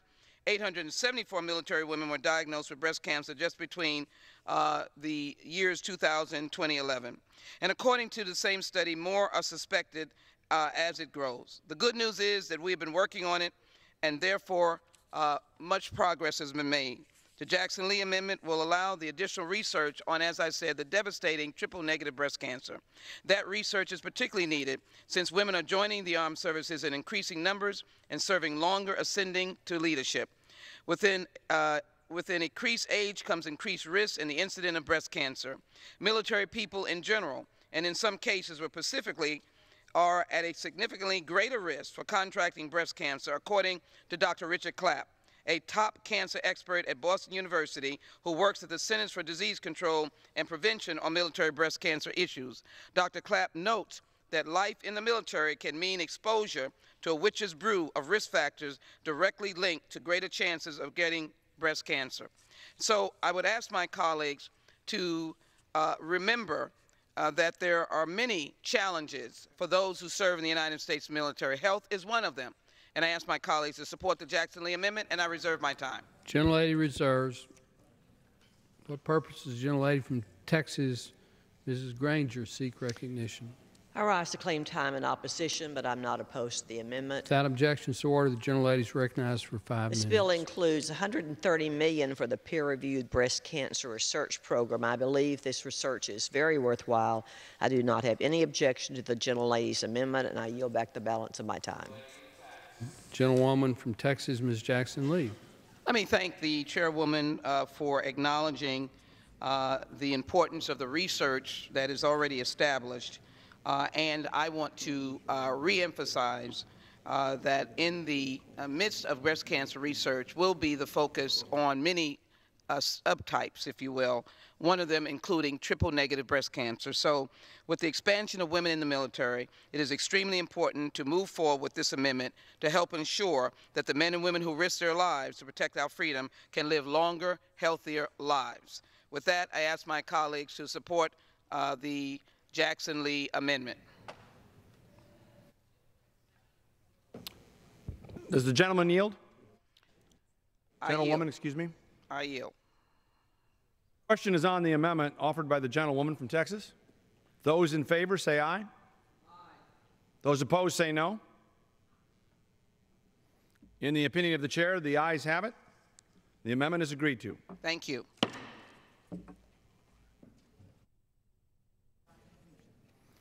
It is now in order to consider amendment number 15, printed in House Report 115-785. For what purpose does the gentlewoman from Massachusetts seek recognition? Mr. Chairman, I have an amendment at the desk. The clerk will designate the amendment. Amendment number 15, printed in House Report number 115-785, offered by Ms. Clark of Massachusetts. Pursuant to House Resolution 964, the gentlewoman from Massachusetts, Ms. Clark, and a member opposed each will control 5 minutes. The chair recognizes the gentlewoman from Massachusetts. Thank you, Mr. Chairman. I rise today in strong support of this bipartisan amendment, which supports the Pentagon's FY19 budget request for research and development conducted by the Defense Innovation Unit Experimental, also known as DIUX.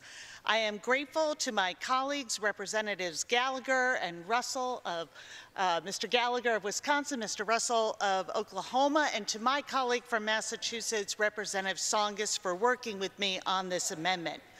American technological innovation is widely renowned as the world's best. Our private sector innovators are constantly pushing the envelope of the possible, inventing new technologies that revolutionize how people live. However, when it comes to national security, we have a serious problem. Thousands of our startups have a strong desire to contribute to national security, but over the past 2 decades, as our cutting-edge innovators have changed the world, government procurement processes have failed to change with them. As a result, in critical areas such as cybersecurity, our top private sector innovators have no economically viable avenue to pursue government business, and the Department of Defense, therefore, has no access to them. DIUX is the only funding stream in this entire bill which solves this problem. Military services and commanders in the field identify pressing problems that they need solved and bring them to DIUX. DIUX then pairs them with top commanders and top innovators to provide a pilot contract to solve their problems. This has resulted in bids from over 650 companies in more than 72 states. And most importantly, DIUX is able to solve these problems in most instances in under 90 days. This is far more flexible, agile, and cost-effective than any other procurement vehicle currently available. Just one of DIUX's 71 programs now saves the Air Force 400,000 pounds of fuel per day. Just one project. That is enough to more than recoup DIUX's entire FY18 appropriation several times over. If the devastating cuts proposed to this program come to pass, DIUX will lose its critical momentum, capabilities, and talent, jeopardizing the program's future. If we care about protecting our troops, enhancing national security, and ensuring efficient use of taxpayer funds, I hope we will adopt this amendment, which simply matches the Pentagon's FY19 budget for that was requested by DIUX. Mr. Chairman, if I may request how much time I have remaining. The gentlewoman has 2 minutes remaining. I would like to yield a minute and a half to my colleague, Mr. Russell. Without objection. Gentleman from Oklahoma is recognized. Thank you, Mr. Chairman. And I thank my colleague from Massachusetts. The Defense Innovation Unit Experimental is a program that leverages brilliant engineers at places like the Silicon Valley or MIT to invent such amazing things as saline cooling to save lives of badly wounded soldiers on the battlefield or create improved communications. In just the last year, the DIUX program saved the United States Air Force hundreds of millions of dollars by replacing a whiteboard management system for managing refueling with an integrated app that saved millions of pounds of fuel each week, totaling hundreds of millions of dollars and ultimately billions of savings. This would never have happened without DIUX. It pays for itself many times over. In fact, we would not have things like Predator today or key anti-missile defense systems without it. Perhaps some big defense contractors might wish to cut DIUX, but only in Washington would we cut a program that integrates Silicon Valley and MIT engineers, develops products in months instead of decades, and saves billions of dollars. This amendment protects that from happening by restoring the $14 million in funding, something it already saved in fuel in just a couple of days with the United States Air Force. I'm proud to be a co-sponsor of this bill and thank my colleagues for their work on this and this bipartisan measure. I urge support. I yield back. The gentlewoman from Massachusetts. I reserve the balance of my time. The gentlewoman reserves the balance of her time. The gentlewoman from purpose? I rise in opposition to the amendment. Nice, in opposition. I'm a strong supporter of innovation and bringing fresh ideas to the department. I support efforts that will deliver promising new technologies and provide our troops with the technological edge to prevail. However, I don't support efforts aimed at building empires under the guise of innovation. The amendment seeks to reverse a justified reduction made by the committee to the Defense Innovation Unit Experimental, DIUX. For fiscal year 2019, DIUX proposed to double its budget compared to last year without sufficient justification. This proposed increase was aimed at doubling the size of the program office, along with significant increases for office space and a generous travel budget. I need to better understand how DIUX will fit into the department's new research and engineering organization, how it will maximize innovation for the warfighter before increasing funds for DIUX. I urge my colleagues to vote against this amendment. I'd now like to yield 1 minute to the gentleman from Indiana, my ranking member, Mr. Visklosky. For yielding, I too would share her sentiment that we ought to encourage innovation, but I join her in opposition to the amendment.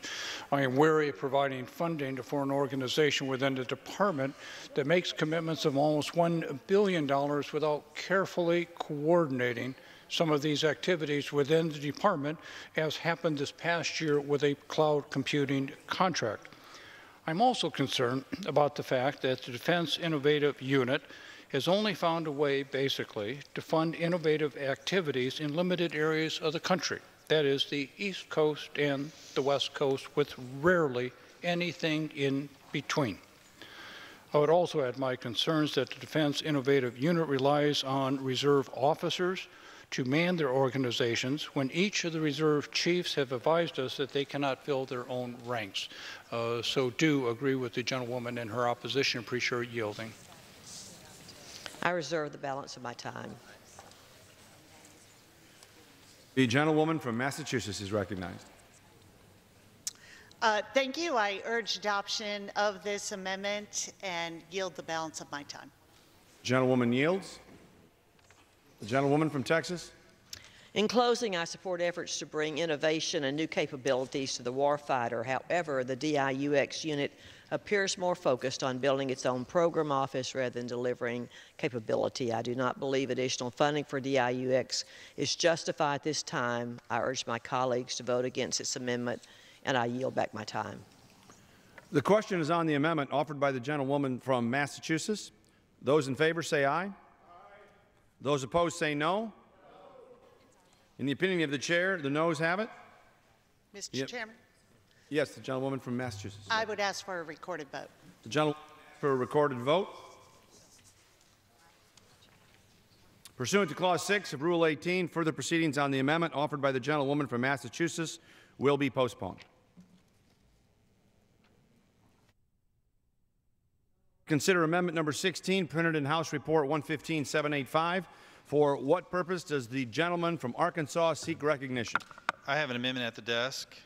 The clerk will designate the amendment. Amendment number 16, printed in House Report number 115-785, offered by Mr. Crawford of Arkansas. Pursuant to House Resolution 964, the gentleman from Arkansas, Mr. Crawford, and a member opposed, each will control 5 minutes. The chair recognizes the gentleman from Arkansas. Thank you, Mr. Chairman, and I thank the gentlelady from Texas, the distinguished chair. The amendment I'm offering will support explosive ordnance disposal equipment upgrades and technology enhancements. When the Department of Defense canceled the EOD Low-Intensity Conflict Program, which formally developed and delivered capabilities commonly required by each service's EOD tactical units, it was done without transferring this program and the oversight responsibility on EOD research, development, and acquisition to that of the Undersecretary of Defense for Acquisition, Technology, and Logistics. It's my understanding that DoD's Combating Terrorism Technical Support Office will now absorb this specific mission set within their IED Defeat and Explosive Countermeasures program. This program is unique in that it supports the United States government's Interagency Deputies Technical Support Working Group to combat terrorism by using a whole government approach. Specifically, the program leverages the intelligence community, the Departments of Defense, Homeland Security, Justice, and State, as well as state, local, and tribal levels of government. There are about 33,000 annual call-outs, approximately 4,500 of which are on DoD military munitions. The Improvised Device Defeat and Explosive Countermeasures program develops or improves operational capabilities to neutralize, render safe, and contain blast fragmentation during these emergency response operations and terrorist incidents involving use of IEDs in the homeland. Furthermore, it produces dual-use capabilities on enhancing life-saving technologies for military tactical EOD units and those of public safety bomb squads organized at the state, local, and tribal levels of government. Therefore, I encourage the Director of Combating Terrorism Technical Support Office to appropriately prioritize funding toward delivery of these advanced dual-use capabilities in the IED countermeasures program, used by military tactical EOD units and public safety bomb squads. In closing, this program is critical to the safety and security of America's citizens. Military tactical EOD units and public safety bomb squads deserve the best tools and equipment we can provide so they're able to neutralize, disable, dismantle, render safe, and exploit improvised explosive devices and explosive ordnance both at home and abroad. My amendment will ensure they receive the equipment upgrades and technology enhancements they need. I urge my colleagues to support this amendment, and with that, I yield back. The gentleman yields. For what purpose does the gentlewoman from Texas rise? I claim the time in opposition, but I'm not opposed to the amendment. Improvised explosive devices continue to be used by terrorists against our forces, which is why the bill includes $150 million for technologies to combat terrorism, including investments to counter improvised explosives. The additional funds will be helpful to develop technologies to help protect our troops. I appreciate the gentleman's dedication to this issue, and I also thank him for his previous service in the Army as an explosive ordnance disposal technician. I'm prepared to accept the amendment, and I yield back the balance of my time. The gentlewoman yields. I yield. The question is on the amendment offered by the gentleman from Arkansas. Those in favor say aye. Those opposed say no. In the opinion of the chair, the ayes have it. The amendment is agreed to.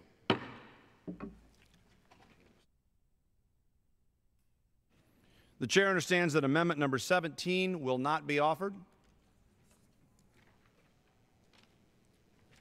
It is now in order to consider amendment number 18, printed in House Report 115-785. For what purpose does the gentleman from Rhode Island seek recognition?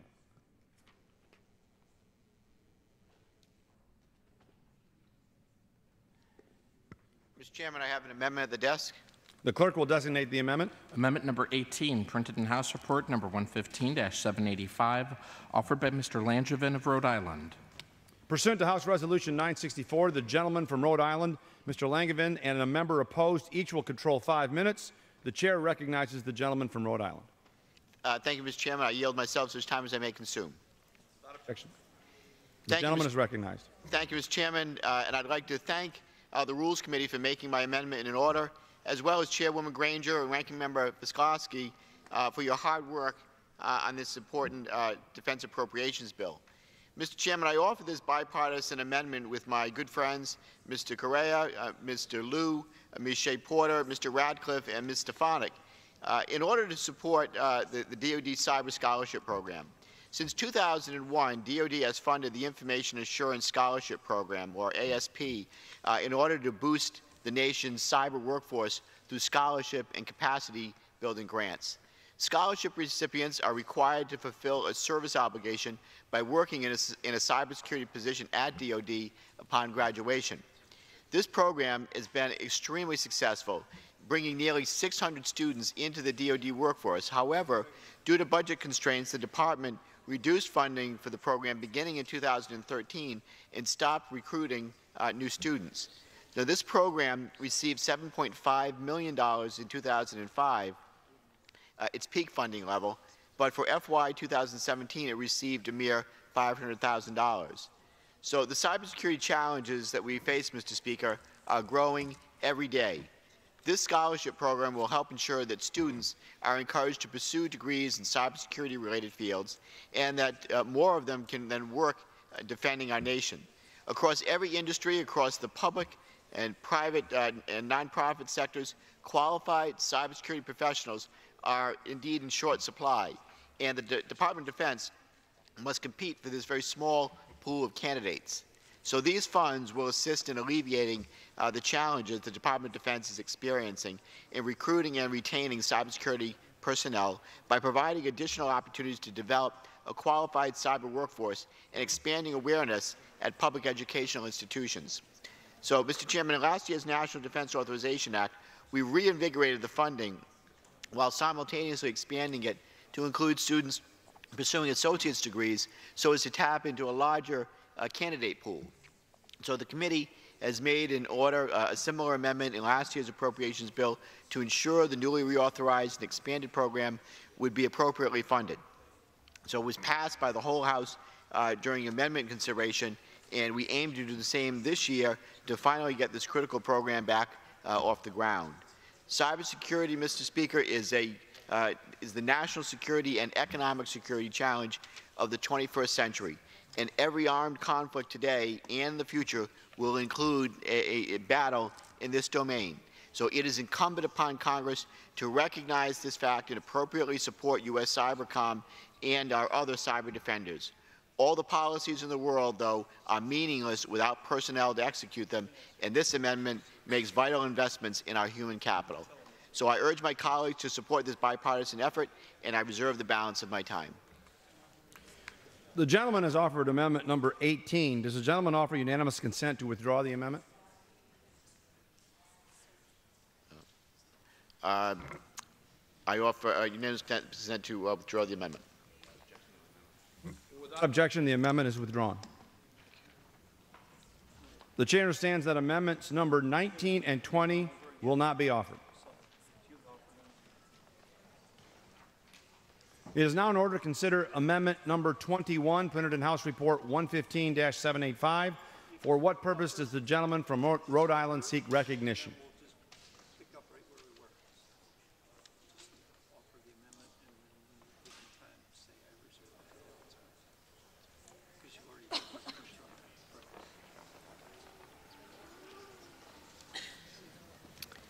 Mr. Speaker, I have an amendment at the desk.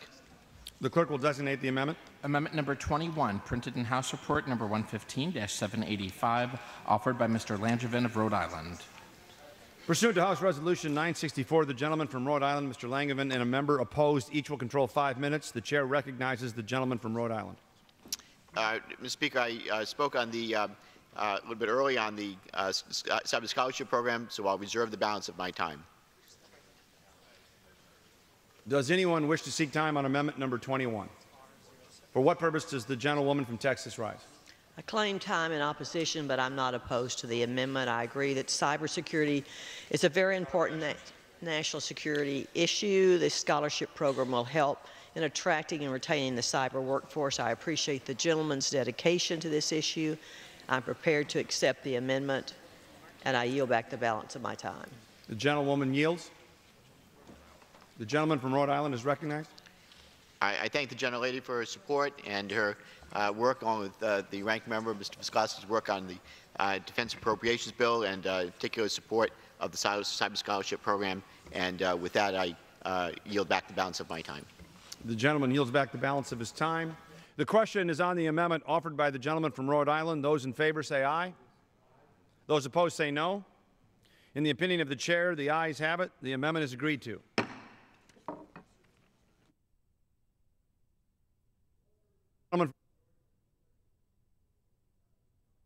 Excuse me, for what purpose does the gentlewoman from Texas seek recognition? I move that the committee do now rise. The question is on the motion that the committee rise. All those in favor say aye. All those opposed say no. The ayes have it. The motion is adopted. Accordingly, the committee rises.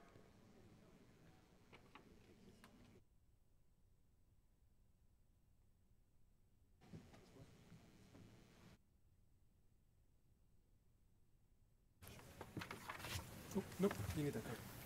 Mr. Diaz-Barr. Right here, bottom of the slide. Okay. Please, Mr. Diaz-Barr, face the chair. Okay. Mr. Chairman. Oh, Mr. Chairman. Go ahead. Just read something. The Committee of the Whole on the State of the Committee of the Whole House on the State of the Union, having had consideration H.R. 6157, directs me to report that it has come to no resolution thereon. The chair of the Committee of the Whole House on the State of the Union reports that the committee has had under consideration H.R. 6157 and has come to no resolution thereof. Does the gentleman from Georgia seek recognition? Mr. Speaker, I send to the desk a privilege report for the Committee on Rules for filing under the rule. The clerk will report the title. Report to accompany House Resolution 971, resolution providing for consideration of the resolution House Resolution 970, insisting that the Department of Justice fully comply with the requests, including subpoenas of the Permanent Select Committee on Intelligence and the subpoena issued by the Committee on the Judiciary relating to potential violations of the Foreign Intelligence Surveillance Act by personnel of the Department of Justice and related matters. Referred to the House calendar and ordered printed. Pursuant to House Resolution 964 and Rule 18, the Chair declares the House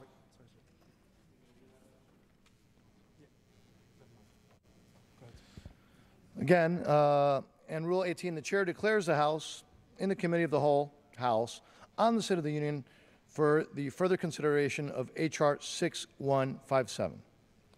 So, will the gentleman from Minnesota, Mr. Lewis, kindly resume the chair?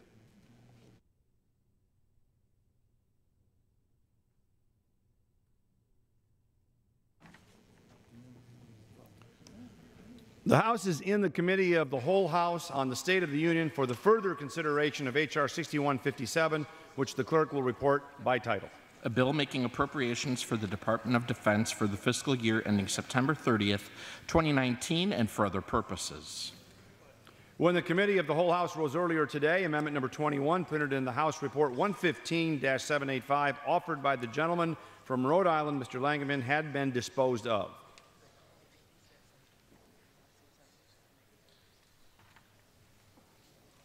It is now in order to consider amendment number 22, printed in House Report 115-785.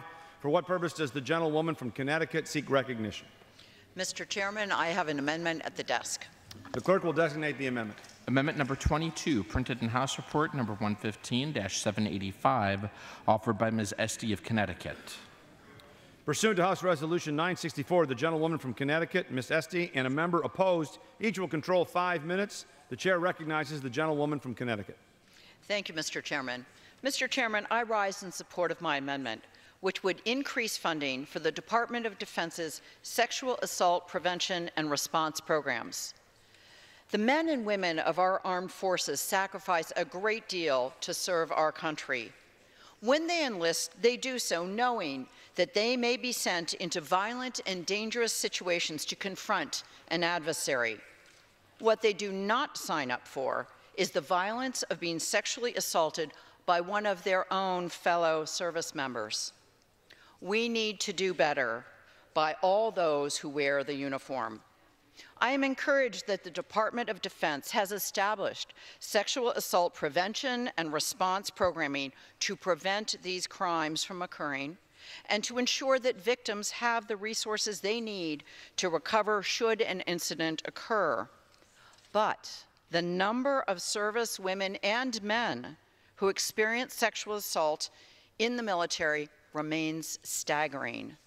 Last year alone, the Department of Defense received over 6,750 reports of sexual assault involving service members. Meanwhile, DoD estimates that only 1 in 3 service members who experience a sexual assault file a report. Clearly, sexual assault remains a serious issue in the armed forces. With over 1 million active duty troops and over 800,000 serving in the Guard and reserves at installations all over the world, sexual assault prevention and response programs require our full support and funding. We must provide the best possible care and resources for our service members who are dutifully and honorably serving and defending the United States. That is why my amendment would increase funding for these worthwhile and vital programs to ensure that they are there when service members need them. I urge all of my colleagues to support this important amendment, and I reserve the balance of my time. The gentlewoman reserves. For what purpose does the gentlewoman from Texas seek recognition? I rise to claim time in opposition, but I'm not opposed to the amendment. Without objection. Sexual assault remains a serious problem in the military and one that we must continue to be addressing. The department has implemented a number of measures to prevent and reduce sexual assault incidents, prosecute perpetrators, and better respond to victims. Despite this, there's still more to be done. This bill provides $318 million, which is $35 million above the President's request, for sexual assault prevention and response programs at the service level and at the Department of Defense Sexual Assault Prevention and Response Program Office. I agree this is a critical issue that requires attention at the highest level. All of the military services must continue to address incidents of sexual assault and make clear that the military has zero tolerance for such behavior. I'm pleased to accept the amendment, and I yield back the balance of my time. The gentlewoman yields back. I want to thank the gentlelady for her support and the support of the committee as well as the Rules Committee in moving forward this important amendment. And with that, I urge my colleagues to support the amendment and yield back the balance of my time. The gentlewoman from Connecticut yields back the balance of her time. The question is on the amendment offered by the gentlewoman from Connecticut. Those in favor say aye. Those opposed say no. In the opinion of the chair, the ayes have it. The amendment is agreed to.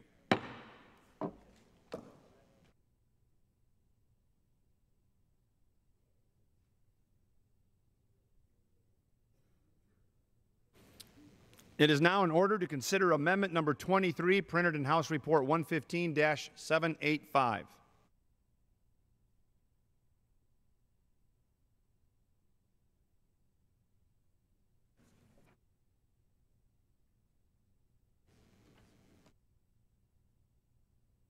It is now in order to consider amendment number 24, printed in House Report 115-785. For what purpose does the gentleman from Illinois seek recognition? I have an amendment at the desk. The clerk will designate the amendment. Amendment number 24, printed in House Report number 115-785, offered by Mr. Foster of Illinois. Pursuant to House Resolution 964, the gentleman from Illinois, Mr. Foster, and a member opposed, each will control 5 minutes. The chair recognizes the gentleman from Illinois. Thank you, Mr. Chairman. My straightforward amendment would prohibit the misguided use of taxpayer dollars to attempt to develop a space-based missile defense intercept layer.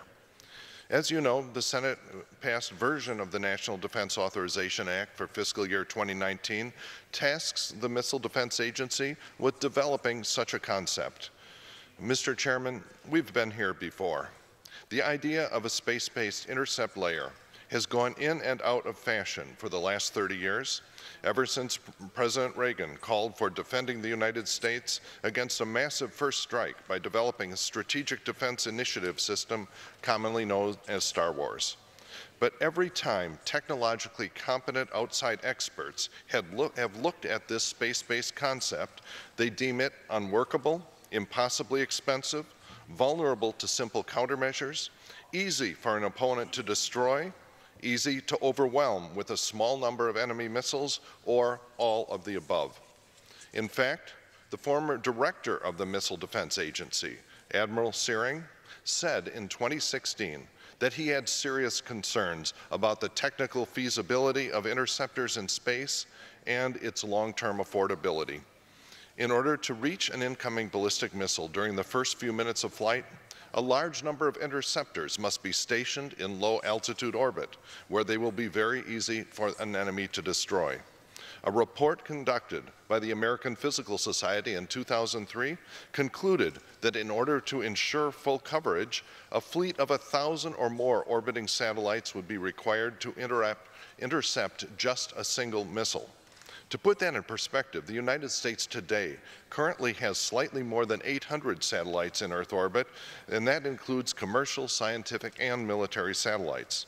The National Academy of Sciences estimated that even an austere and limited network of 650 satellites would cost $300 billion, or roughly 10 times the cost of a ground-based system.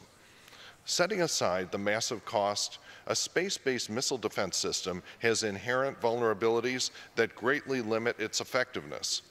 Even with thousands of interceptors deployed, only a few would be within range to target an incoming missile, and those could easily be overwhelmed by the launch of several missiles from one location. And because interceptors must be stationed in low-altitude orbit, they could easily be detected, tracked, and destroyed. And it is these limitations that led Admiral Searing to conclude that, quote, essential space-based interceptor technologies have been worked on only sporadically over the years and consequently are not feasible to procure, to deploy, to operate in the near or midterm. There is no doubt that a ballistic missile defense, if technologically feasible and economically justifiable, would be an important priority for our national security. So would be the Star Trek warp drive or the transporter, or if they were not technological fantasies. But as a scientist, as in fact the only PhD physicist in the US Congress, I think that we have to listen to the experts and do our homework before investing hundreds of billions of dollars attempting to develop an unworkable system. I urge my colleagues to join me and vote yes on my amendment. Thank you, Mr. Chairman, and reserve the balance of my time. The gentleman reserves the balance of his time. What purpose does the gentleman from Colorado seek recognition? Mr. Chairman, I claim time in opposition to this amendment. The gentleman is recognized for 5 minutes. As noted by Secretary of Defense Mattis, space is a contested domain by our strategic competitors, just like air, land, and sea. This dangerous amendment would place our country at a disadvantage with our strategic competitors by limiting the work that can be done to continue our efforts in protecting our dominance in space and further from protecting our homeland from intercontinental ballistic missiles. With the significant advances being made today by our adversaries in key areas such as hypersonic weapons and expanding nuclear weapon proliferation, we must not restrict the Defense Department from pursuing options to deploy directed energy in space or any other capability that would result in the possibility of boost phase capability that could be deployed from space. This amendment, Mr. Chairman, is against even the possibility of investigating and going down this road. House authorizers and appropriators understand the importance of employing a layered missile defense capability, and this dangerous amendment would significantly constrain options for developing critical defensive capabilities in a gap of our current ballistic missile defense system. A proponent of boost phase missile defense, General Hyten, the commander of Strategic Command, testified this year that, quote, the day you can actually shoot a missile down over somebody's head and have that thing drop back down on their heads, that'll be a good day. Because as soon as you drop it back on their heads, that's the last one they're going to launch, especially if there's something nasty on top of it. I think directed energy brings that to bear, although such weapons do not yet exist in the U.S. arsenal, unquote.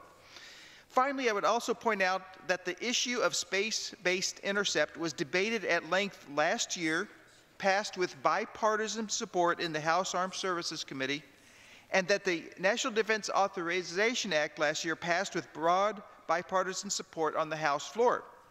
This year, the Senate Armed Services Committee has also provided broad bipartisan support on this critical technologically development area.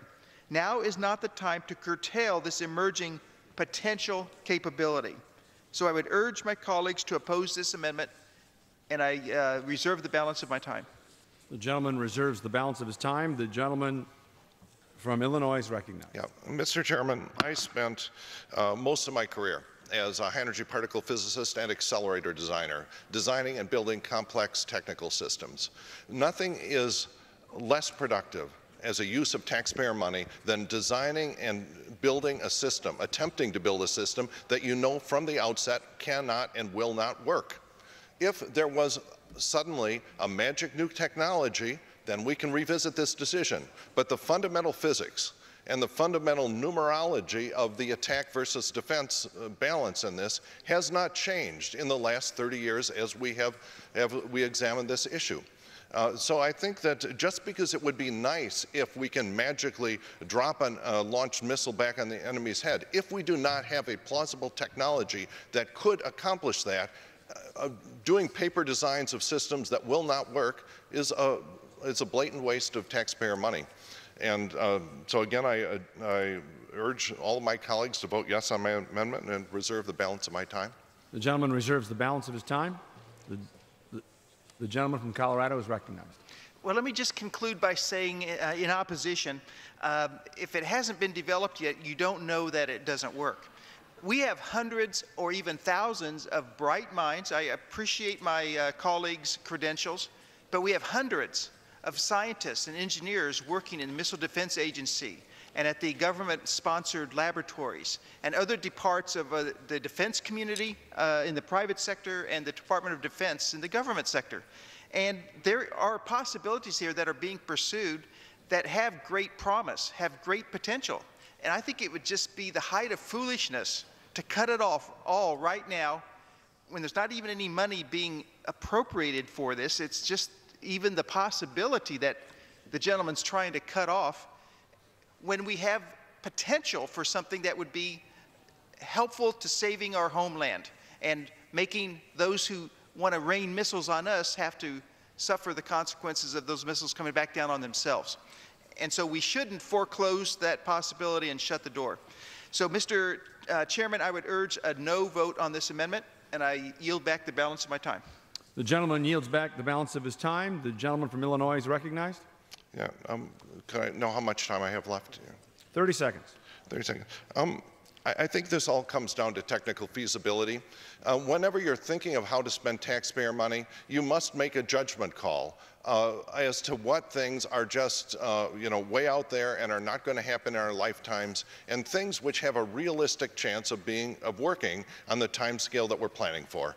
And when all the experts that you convene to look at this unanimously say that this system makes no sense, then it makes no sense to spend taxpayer money until we get the breakthroughs that might someday make it possible. Thank you. The gentleman yields. Yep. The gentleman from Illinois yields back. The question is on the amendment offered by the gentleman from Illinois. Those in favor say aye. Aye. Those opposed say no. In the opinion of the chair, the noes have it. The amendment is not agreed to. Chairman, I request a recorded vote. Pursuant to Clause 6 of Rule 18, further proceedings on the amendment offered by the gentleman from Illinois will be postponed. Mr. Chairman. Purpose does the gentleman from Indiana seek recognition? I move to strike the last word. The gentleman is recognized for 5 minutes. Mr. Chairman, I would like to recognize my colleague from Illinois for a colloquy, if I could. Without objection. I thank the gentleman from Indiana for yielding. As the only PhD physicist in Congress, I'd like to take a moment to highlight the risks of underfunding both nuclear nonproliferation and detection. When discussing the dangers of nuclear weapons, we often overfocus our attention on missiles and missile defense. Unfortunately, proliferation challenges are changing significantly, and there are unfortunately many ways to deliver a nuclear weapon. For example, the smuggling of nuclear or radiological materials into the United States through our maritime ports or borders, or through the use of commercial or recreational vehicles to deliver waterborne nuclear devices. We must focus our resources on developing and deploying technologies that will lead to a substantial improvement in our ability to detect, verify, and monitor fissile material and devices. And we must continue to strengthen our workforce at our national laboratories by continuing to recruit the best and the brightest technical experts. I note that much of this expertise is the same as will be required to ensure complete, verifiable, and irreversible dismantlement of North Korea's nuclear weapons programs and their nuclear weapons. We can have the most expensive missile defense system in the world, but unless we address these unconventional threats as well, it is simply a false sense of security. So it's my hope that by raising these concerns and rebalancing our spending, we will continue to develop new and innovative ideas to detect and monitor the proliferation of nuclear weapons and materials, and ultimately make the world a safer place. Thank you, and yield back. I appreciate the gentleman's comments and would acknowledge his expertise as a fellow member of the Nuclear Security Working Group. I am grateful that Mr. Foster has raised the important subject of nuclear smuggling and for his continued commitment to addressing nuclear security issues. We must be relentless in developing the technologies that will help us identify and counter nuclear smuggling before dangerous materials fall into terrorist hands. The 2018 National Posture Review acknowledges the importance of nonproliferation in countering nuclear terrorism, but I do not believe that the document is forward-thinking enough when it comes to developing a plan to address future threats. We must continue to invest in research and development of nonproliferation technologies so we will have the tools that we need to keep our nation secure in an increasingly complex nuclear environment. So again, appreciate the gentleman raising it, and I would yield back my time. The gentleman yields back.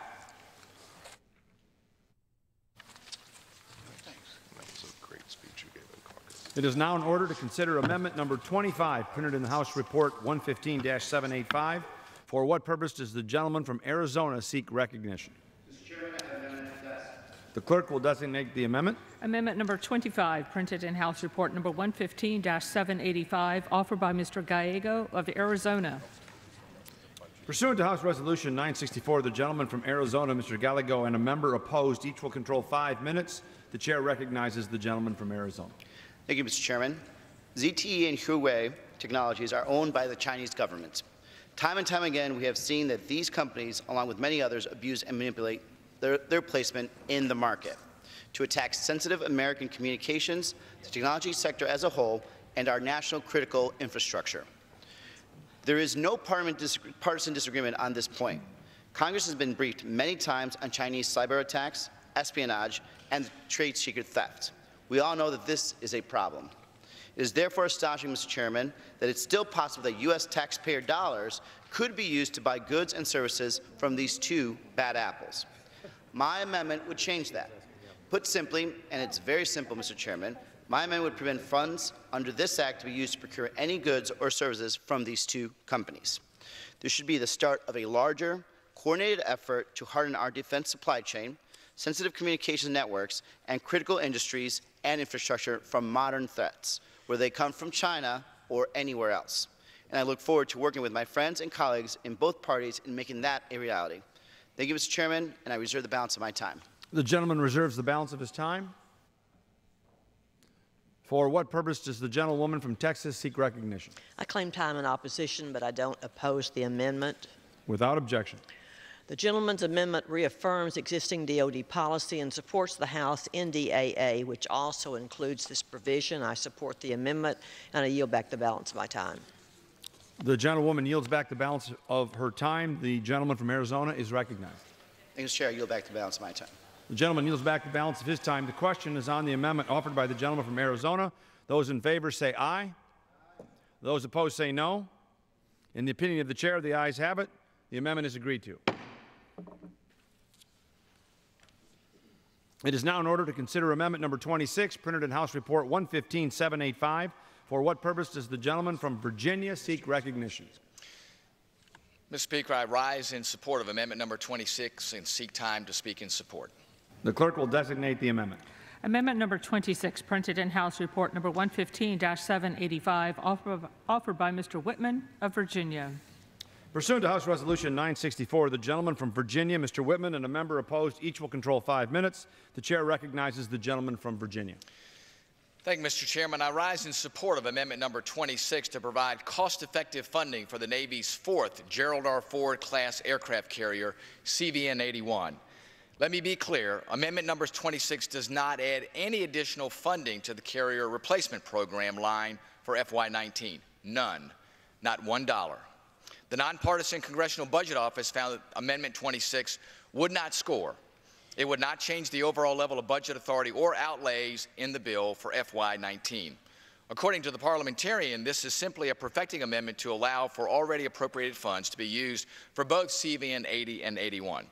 I believe it is possible to be both a defense hawk and a fiscal hawk. My amendment supports both positions. For defense hawks, amendment number 26 fulfills a critical need for our U.S. Navy. The Navy's most recent force structure assessment identified a need to maintain 12 aircraft carriers to meet combatant commanders' needs and address a growing demand for U.S. presence around the world. However, under the current shipbuilding and ship retirement plans, the Navy would dip below 12 aircraft carriers beginning in 2025 and would atrophy to just 9 aircraft carriers by 2048. This is simply unacceptable. By procuring an additional aircraft carrier now, we better position the Navy to meet future requirements. By supporting a strong aircraft carrier base, we also show a commitment to the aircraft that operate from the carrier. The F-35 Joint Strike Fighter, the FA-18 ENF Super Hornet, the EA-18G Growler, the MH-60S Nighthawk helicopter, the MH-60R Seahawk helicopter, as well as the E-2D C and D Hawkeye aircraft, all require an aircraft carrier to operate in the Navy. For fiscal hawks, the numbers are clear. A 2-ship buy of CVN-80 and CVN-81 saves over $1.6 billion in shipbuilding costs when compared to single ship procurements. When government-furnished equipment is included, the total savings are projected to reach $2.5 billion. Additionally, increasing the build rate encourages the shipbuilder and suppliers to make capital investments that produce production efficiencies and reduce cost for these and future ships in the Ford class. We have already had great congressional support on this very issue. In December 2017, I led a letter with 131 House signatures to the Department of Defense Secretary Mattis in support of this same dual aircraft carrier buy approach. The same provision was also included in the National Defense Authorization Act for FY 2019 and H.R. 5515, which recently passed the House by an overwhelming bipartisan margin of 351 to 66 on May 24th of this year, is a signal of what needs to be done. And with that, Mr. Chairman, I reserve the balance of my time. The gentleman reserves the balance of his time. I rise to claim time in opposition, but I do not plan to oppose the amendment. Rather, I would like to use my time to express a note of caution to my colleagues. Without objection, the gentleman is recognized. First, I am on record encouraging the Navy to look into constructing 2 aircraft carriers simultaneously. I understand that the Navy is in the process of evaluating potential savings from a 2-carrier buy, and I look forward to seeing the report. Secondly, I support the Navy's fleet. whatever the correct number may be in the end, the Navy definitely needs to have more ships to meet its mission. However, the construction of ships is very expensive. Even with the potential savings from a two-carrier buy, the expected cost of those ships would probably exceed $10 billion apiece. As we also have a bulge coming up in the Navy's shipbuilding plan as construction of the Columbia-class ballistic missile submarine gets underway. I'm not opposed to increasing the Navy shipbuilding budget in future years, but it needs to be done in a manner that is in step with the industrial base and strategic needs of the whole Department of Defense. And unfortunately, this body and the other body did not waive the last 2 years of the Budget Control Act. So I would remind my colleagues that it is terrific talking about building more ships that we don't have the money for.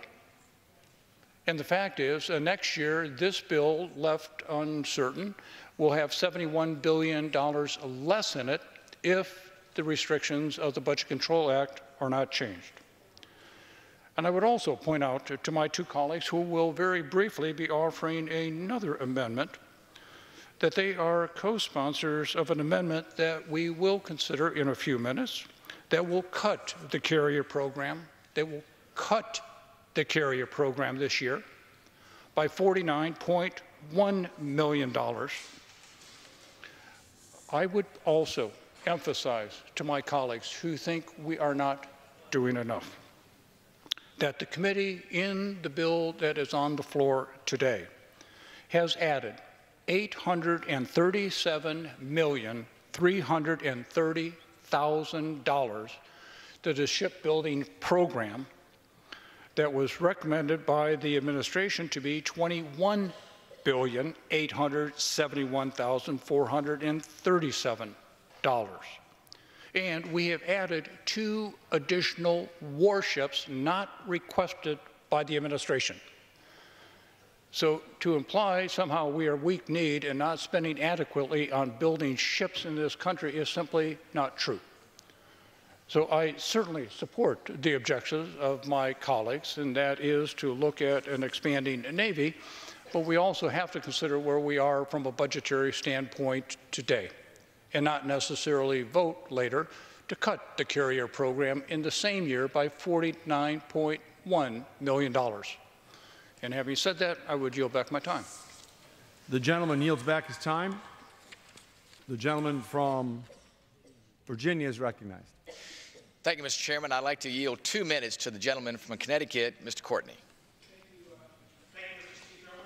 I'll state very clearly that, in my opinion, both the chair and ranking member are strong supporters of our Navy and of a strong national defense. And any push in terms of these amendments is not a criticism of them at all in terms of the great work that they and their staff do putting forward a defense appropriations bill. Again, very quickly, this amendment really just is a opportunity to try and take advantage of the savings that my friend Mr. Whitman described. Block buy purchases have been tremendously successful. The last block contract for Virginia class, the Block 4, the PEO of submarines, Admiral Dave Johnson, was always very proud of the fact that we got 10 submarines for the price of 9 because of using the advantages of bulk purchases, which anybody who shops in Costco knows exactly what he was talking about. And again, that's a fact that we achieve great savings by using the block buy purchase mechanism. So I certainly strongly support Mr. Whitman's efforts here. Again, I would just note that the $49 million that Mr. Visklowski talked about is in the amendment that's fast approaching, but it was not to cut the program. It was talking to the Navy, a recognition that the change orders that occurred in the last carrier, which is first in class, will not occur to the same extent. So we're really just talking about excess change orders, which again, as the learning curve improves for carrier production, the Navy and the Armed Services Committee calculated would produce that kind of savings without inefficiencies, without doing harm to the carrier program. So again, I thank the chairwoman and the ranking member for supporting Mr. Whitman's amendment. And again, I look forward to working together in terms of both committees to try and achieve the goals of a strong 355-ship Navy. And I yield back. Gentleman from Virginia. 15 Mr. Chairman, seconds I remaining. inquire as to how much time I have remaining. 15 seconds. 15 seconds. I will be quick then with my close. The bottom line is we need these carriers. We need $26 billion in a shipbuilding budget to reach 355 ships. So the $21 billion is admirable, but the pathway to get where we need to be of 355 is still out there for us. The challenge that we face ahead must be taken head on. This is the first step in doing that. With that, Mr. Chairman, I yield back my time. Gentleman yields back, and the question is on the amendment offered by the gentleman from Virginia. Those in favor say aye. Those opposed say no. In the opinion of the chair, the ayes have it. The amendment is agreed to.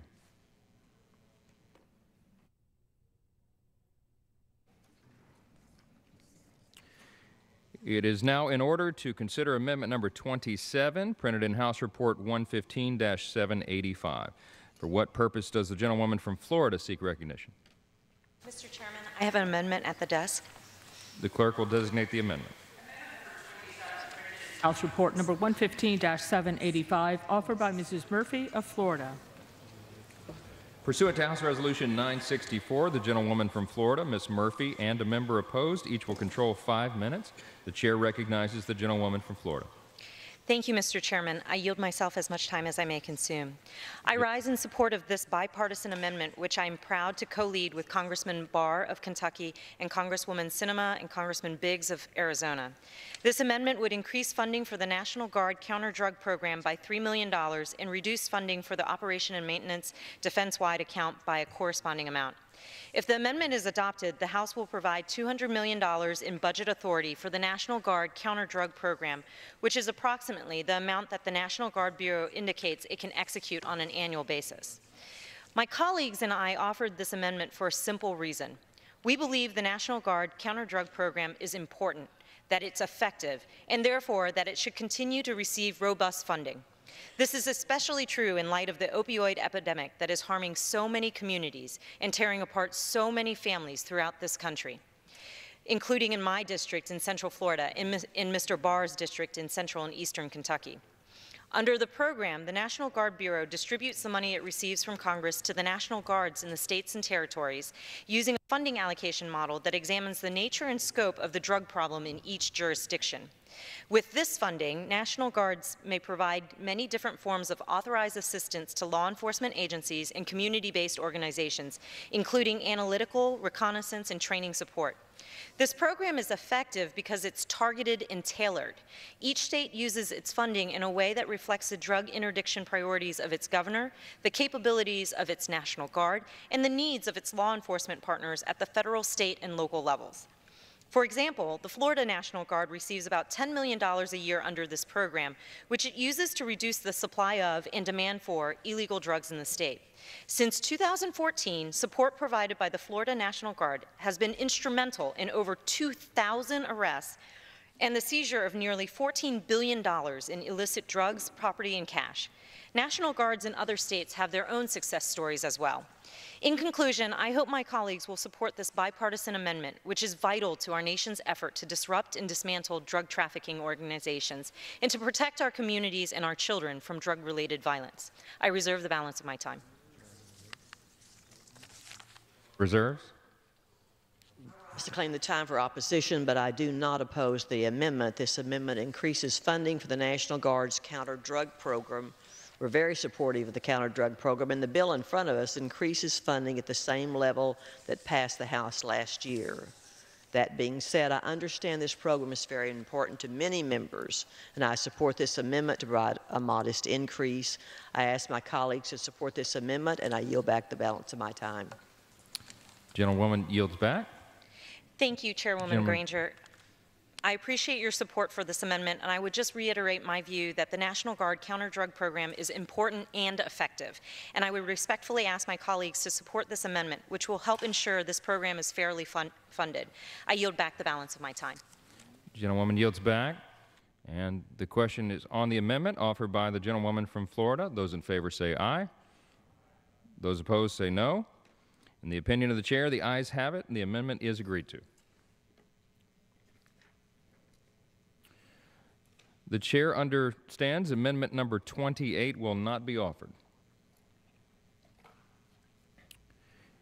It is now in order to consider amendment number 29, printed in House Report 115-785. For what purpose does the gentleman from Connecticut seek recognition? Mr. Speaker, I have an amendment at the desk. The clerk will designate the amendment. Amendment number 29, printed in House Report number 115-785, offered by Mr. Courtney of Connecticut. Pursuant to House Resolution 964, the gentleman from Connecticut, Mr. Courtney, and a member opposed will each control 5 minutes. The chair recognizes the gentleman from Connecticut. Thank you. Mr. Speaker, this is a bipartisan, straightforward amendment that funds long lead materials to boost construction of Virginia-class submarines to 3 per year starting in 2022. This amendment comes in response to the adamant, persistent warnings of our combatant commanders in testimony before Congress, Admiral Harris of the Pacific Command and General Scaparrotti of the European Command, that submarines are their #1 unfilled priority. This appropriations bill, unlike the NDAA, which passed 351 to 66, unfortunately does not give the Navy the tools to answer that demand signal. Here's the reality. Today, the fleet has 52 subs. The 2 per year build rate in this bill will result in a drop to 42 submarines in 2028, as shown in this chart from official numbers straight from the Navy, because subs are aging out faster than the 2-a-year build rate can replace. My amendment does answer the demand signal of the COCOMs, raising the build rate to 3 per year at the earliest possible window based on Navy analysis of industrial base capacity that was submitted to Congress last February. Mr. Speaker, right now, in real time, the next 5-year block contract is being negotiated, which will determine the nation's submarine construction until 2023. If this amendment fails, members should be crystal clear that our nation cannot get that time back to magically add subs later. It takes 5 years to build an attack sub, and this year's bill coincides with block negotiations in a make-or-break moment.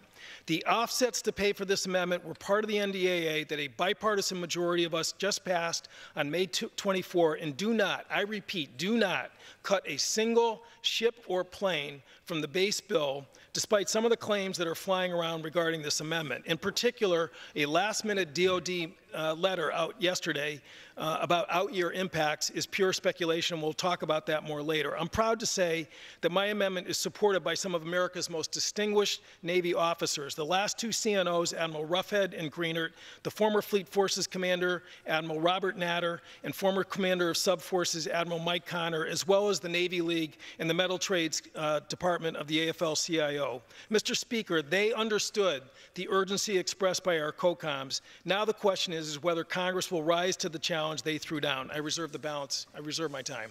Gentleman reserves. For what purpose does the...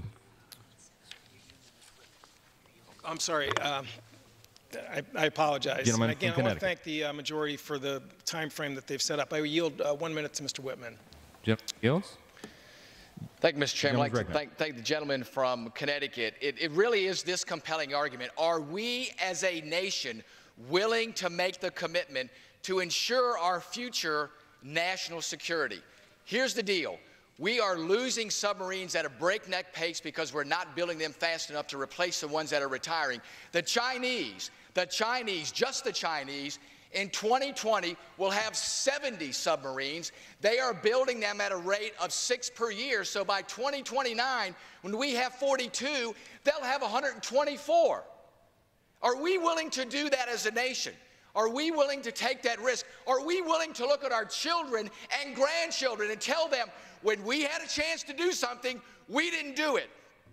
At 5:48 today, the United States Naval Institute News released an article that says Congress faces last chance to add 2 Virginia-class attack submarines to the next block buy. Last chance.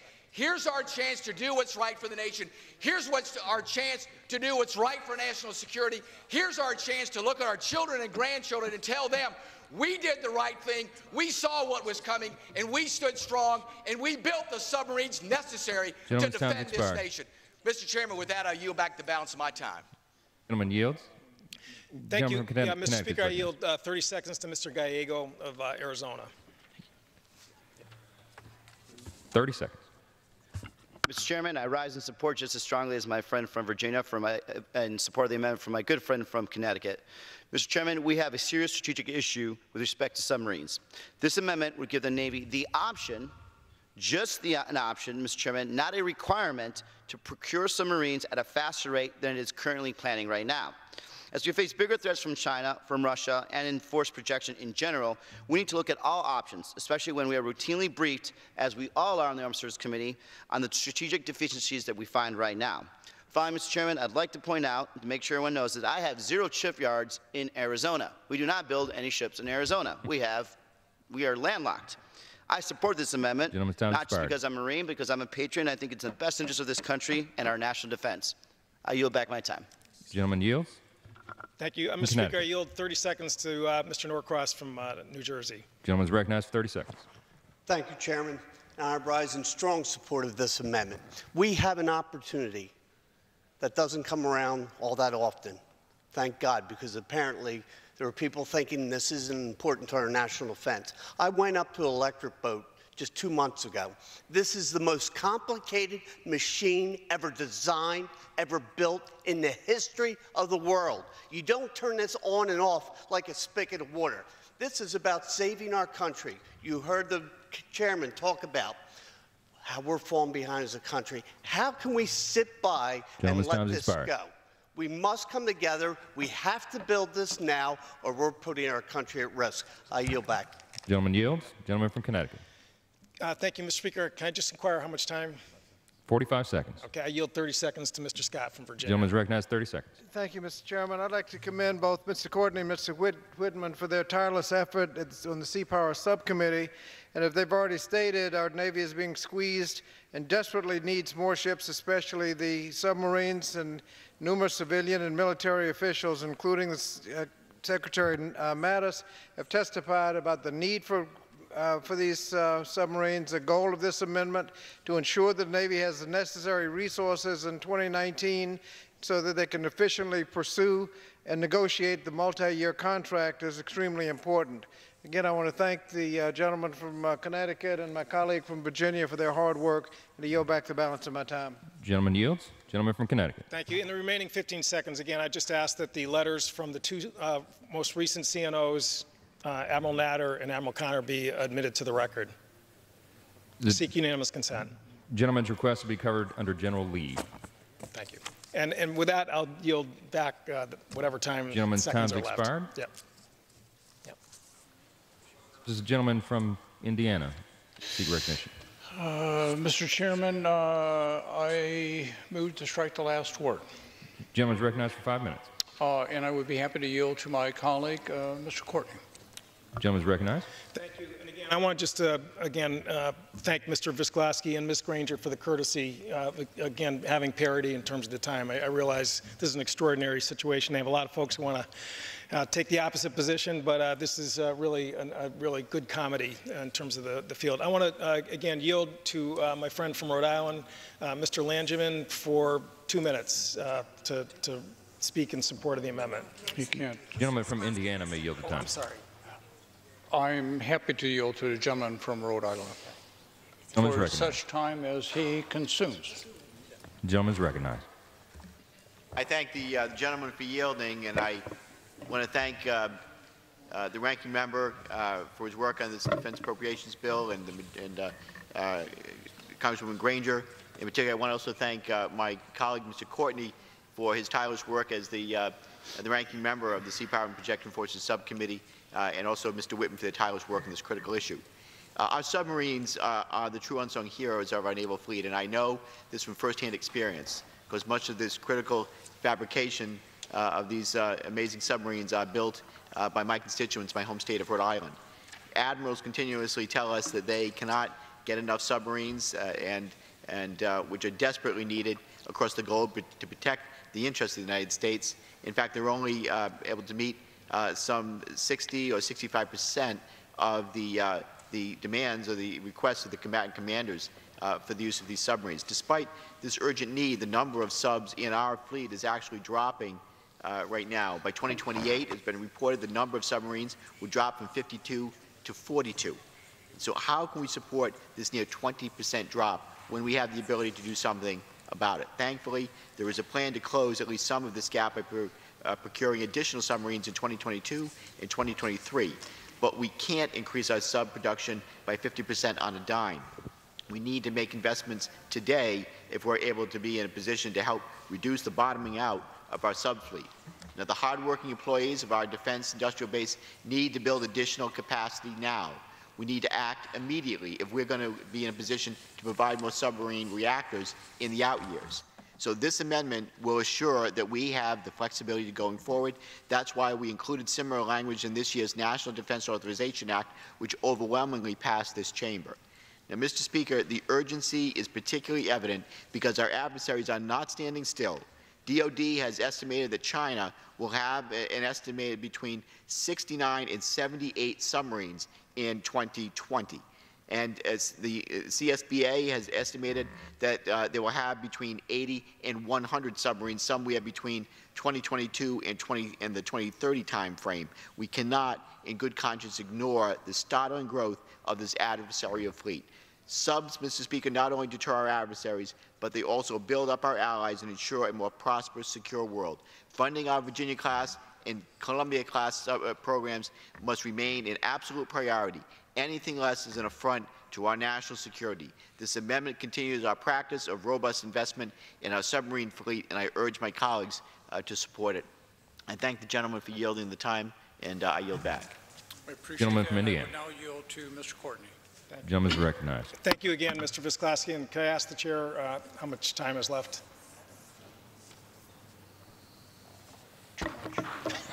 The gentleman has 1 3/4 minutes. Thank you, Mr. Speaker. Mr. Speaker, having been pretty close to this issue over the last 12 years, I would like to add just a little bit of perspective in terms of this initiative, which again started at the Sea Power Subcommittee. The last 2 times block contracts were being negotiated was in 2007 and in 2012. And in both instances, the Congress plussed up the budget for submarine construction exactly the same way we're doing it in this amendment by funding long lead materials, advanced procurement, purchase of a reactor, which will be built in Ohio, by the way, and that gave the Navy the tools to increase their block buy. It was done, incidentally, over the objection of the Department of Defense. I was there with Mr. Murtha and Mr. Young, who, again, decided to override that objection at the time, and that's when we went from 1 sub a year to 2 subs a year production. In 2012, we had a similar situation where the White House, the Obama administration, only requested 9 subs in the next block contract, the Block 4. Again, the 2 committees working together boosted that block authority and appropriations to get to 10 a year. And again, that was over the objections of the Department of Defense. I realize we're going to hear a lot from my colleagues, my good friends, about Mr. Shanahan's letter that objects to my amendment. I would just say that that's not the first time we have heard that. And luckily, we had leadership in Congress which withstood those arguments, and otherwise we would be in a worse predicament than we are today. So again, follow past President, the 23 bipartisan amendment co-sponsors, and I strongly urge adoption of this amendment. Again, I want to thank both the chair and the ranking member for the time they've allotted. And I yield back my time. Who seeks recognition? Gentlewoman from Texas, recognized. I rise in strong opposition to the amendment. This amendment increases... Gentlewoman is recognized for 5 minutes. Thank you. This amendment increases funding for the Virginia-class submarine program by $1 billion at the expense of other critical Navy and Air Force programs. The Department of Defense, Secretary of the Navy, Secretary of the Air Force, and the National Guard Association of the United States all oppose this amendment. In fact, the Deputy Secretary of Defense sent a letter detailing the harmful effects this amendment has on multiple critical national defense strategy programs. His quote, affects multiple critical national defense strategy programs. These are must-have programs like the DDG-51 guided missile destroyer, the Nimitz-class aircraft carrier, the Global Hawk, and the TAO Fleet Oiler, just to name a few. I've also received a letter from the National Guard Association opposing this amendment. Mr. Chairman, I'd like to enter both those letters into the record. Without objection.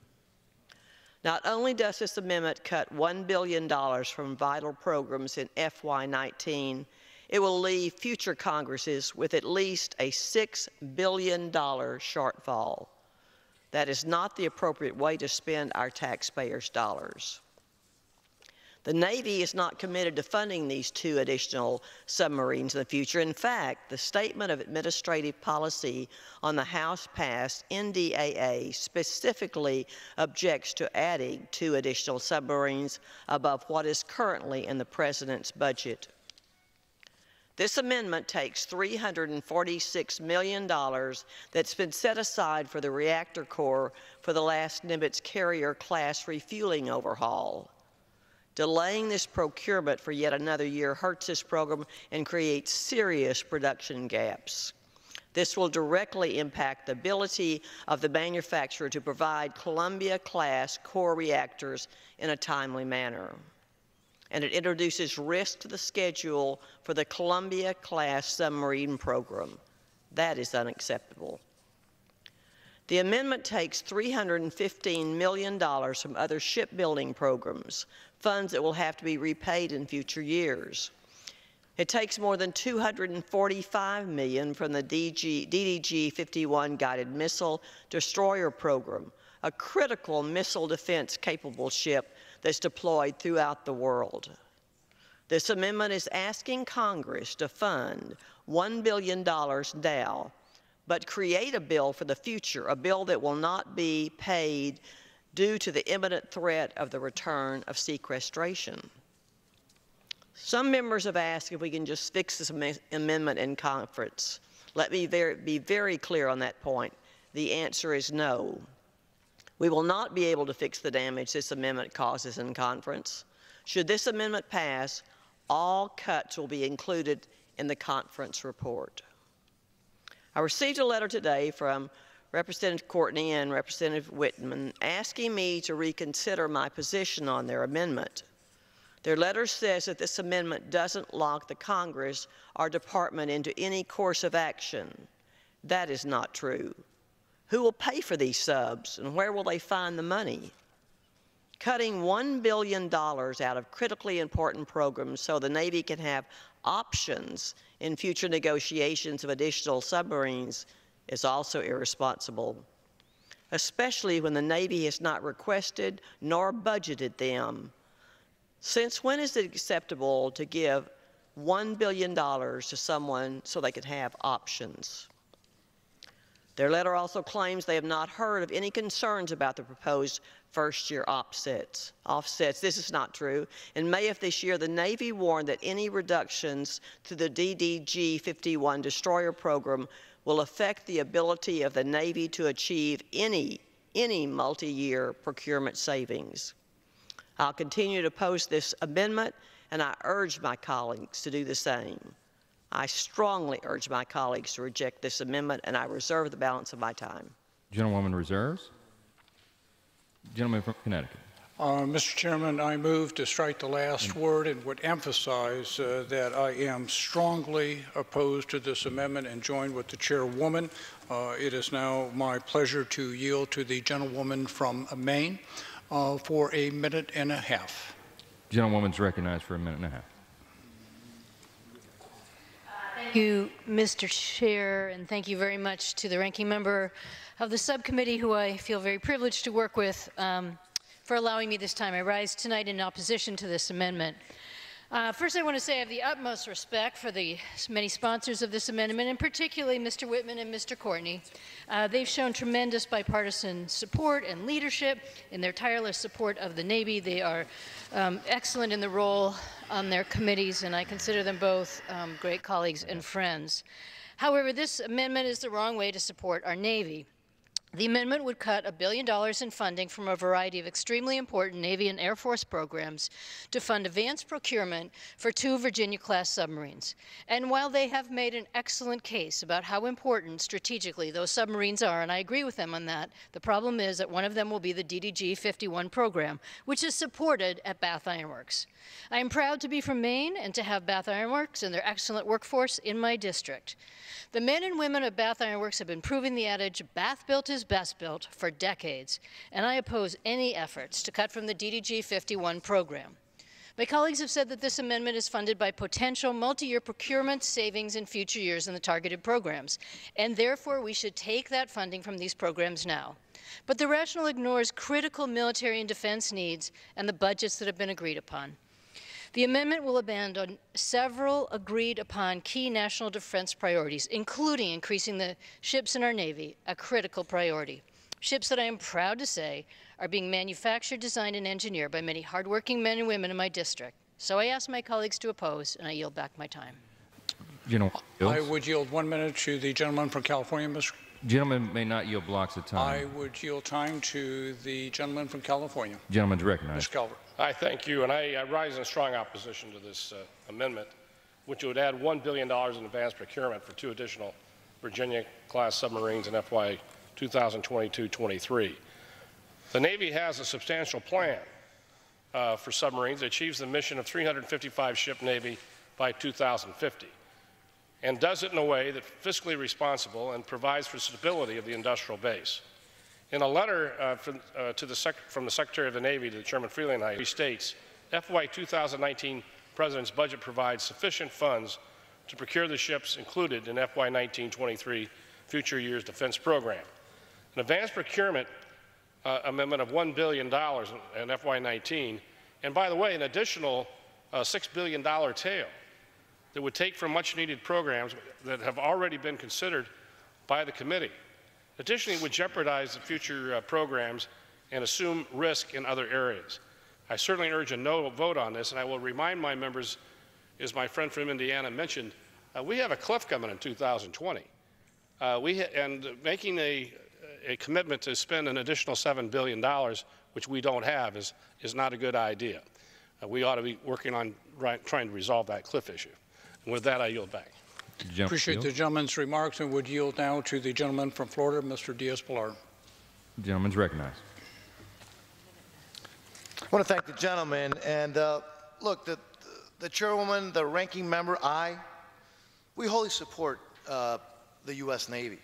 And also the Navy's plan to get to the 355-ship number.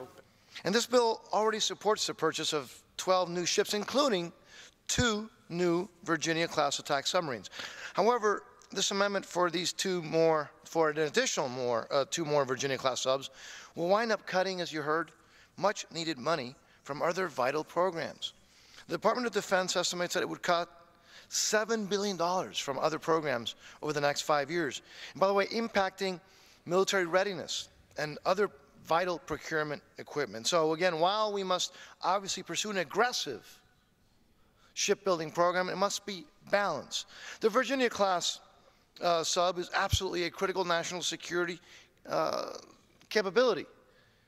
But we do not want to sacrifice other equally critical capabilities while we do that, so I would respectfully urge for a no vote on this amendment. I yield back. Thank you. Gentleman yields. Appreciate the gentleman's remarks. And Mr. Chair, I would again emphasize, first of all, that the committee recognizes the needs of the United States Navy, and in the underlying legislation, we have increased the administration's request by $837.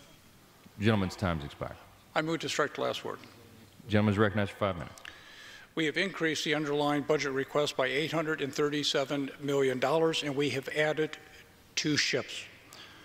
The best description for the amendment before us is short-sighted cannibalism. It eats other important Navy and Air Force programs in 2019 to feed the Virginia-class submarine. And in doing so, it creates myriad of problems in the out years. The chairwoman mentioned a number of the programs that were cut in this proposal. I mentioned one in a previous amendment, but I would emphasize some of the gross numbers that have been mentioned include a cut of $10.5 million from weapons procurement from the United States Navy. It does, I emphasize, cut from carriers, $49.1 million. It takes $20 million from fleet oilers. It takes $26.1 million from our research and development from the Navy, and $262.9 million from the Air Force. This is not new money. This is not free money. We are taking money from programs that need it in 2019. I would also point out that Mr. Courtney mentioned 2 letters that were referenced by the chairwoman. I would also reference 2 other letters. The suggestion was made that we hear from the administration all of the time. Well, Chairman McCain in the Senate on May 30th, 2017, heard from Admiral Richardson relative to the Navy's unfunded priority list for fiscal year 2018. Admiral Richardson, who is CNO, mentioned 38 priority items for the United States Navy. Did not include this item. It included a request for an additional $4,796 million. Didn't include this item. I have another letter. I have a letter that was sent to Chairman Frelinghuysen on February 22nd of this year by Admiral Richardson for the Navy's unfunded priority list for this year, 2019. It includes 25 items, and I have been scanning this with my bifocals, looking for this item of importance to the United States Navy, and have not been able to find it in their request for an additional $1,502,270,000. The sponsors claim that this gives the Navy the option to construct 2 additional Virginia-class submarines during the next 5-year block contract. Cutting $1 billion for useful programs this year to give the Navy an option to do something in 4 years does not make a bit of sense to me. The sponsors say that this amendment sets the Navy up well for a multi-year procurement agreement, and I might not be able to argue that in particular. However, in their quest to set that up, they are in fact damaging the ability of the United States Navy to set up a multi-year procurement program for the DDG-S-51 program. For all of these reasons, I am strongly opposed to this amendment and would yield back my time. The gentleman yields back. Purposes, gentlewoman from Texas. Rise. In closing, I urge the rejection of this amendment. I urge the rejection of this amendment. I yield back the balance of my time. Thank you. Gentlewoman yields back. And the question is on the amendment offered by the gentleman from Connecticut. Those in favor say aye. Those opposed say no. In the opinion of the chair, the noes have it. The amendment is not agreed to. Gentleman from Connecticut. I request a recorded vote. Pursuant to Clause 6 of Rule 18, further proceedings on the amendment offered by the gentleman from Connecticut will be postponed. Chairman. For what purpose, the gentleman from New Jersey? Right? Mr. Chairman, I move to strike the last word. Gentleman's recognized. Mr. Chairman, earlier in the debate, we thanked all the members of the staff who made this great bill a reality through their good efforts. Our professional staff, associate staff, and all those who work in our personal offices.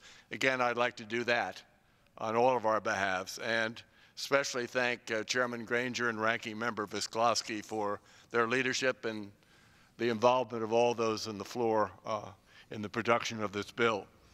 But at this time, I'd like to offer special recognition to one in particular, the late Stephen Sepp, the Appropriations Committee's resident budget expert. Sepp, as he was known by all, died earlier this month, but he left his mark on this bill and on our committee. His funeral was held today at St. Peter's Church in Olney, Maryland, and attended by hundreds of members of his friends from Capitol Hill and the Appropriations families. Among many things, Sepp was a caretaker of the all-important 302B sub-allocations, and through his careful work from his desk in the Capitol upstairs here and from home in his final months of his illness, he ensured that Congress provided adequate funding, may I say well over $1 trillion, not just for the Department of Defense, but for all 12 appropriations bills. This, of course, required a deep understanding of the policy and budget needs of each and every aspect of these bills, and a base of knowledge and situational awareness of all the various political factors at play. He expertly maneuvered this huge responsibility with skill, savvy, and an immense amount of poise.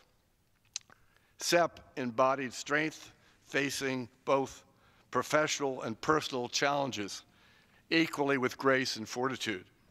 In short, he made a difference in the lives of all those he touched, literally millions, as well as the lives of Americans in every part of the country. We extend our love to his wife, DM, and his 2 children and family, and we will always remember him, and I yield back the balance of my time. Gentleman yields back. What purpose does the gentleman from Indiana rise? Mr. Chairman, we would move to strike the last word. Gentleman's recognized. I simply want to follow the chairman's remark and associate myself with his remarks relative to the staffer that has been lost. And the chairwoman was kind enough in the general debate to mention the staff and the members that have been so instrumental in this work product. And I would be remiss if I did not conclude by again thanking the full committee chairman as well as Ms. Lowy. I can't thank Chairwoman Granger enough. This has just been a pleasant and productive experience, and I appreciate your leadership very much.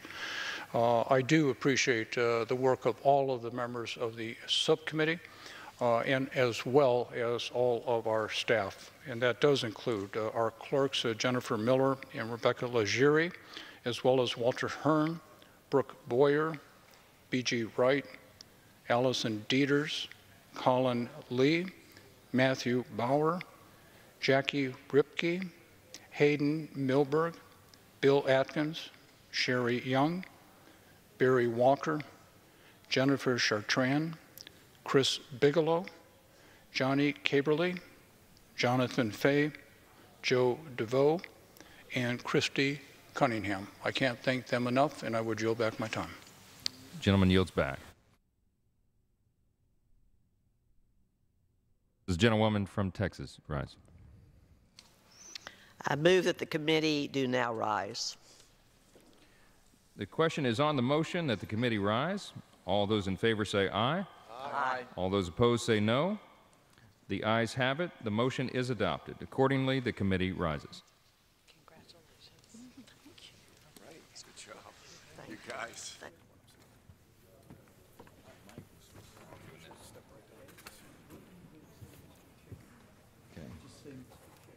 Mr. Chairman. Mr. Speaker, the Committee of the Whole House on the State of the Union, having had under consideration H.R. 6157, directs me to report that it has come to no resolution thereon. The Chair of the Committee of the Whole of the House of the State of the Union reports that the committee has had under consideration H.R. 6157 and has come to no resolution thereon.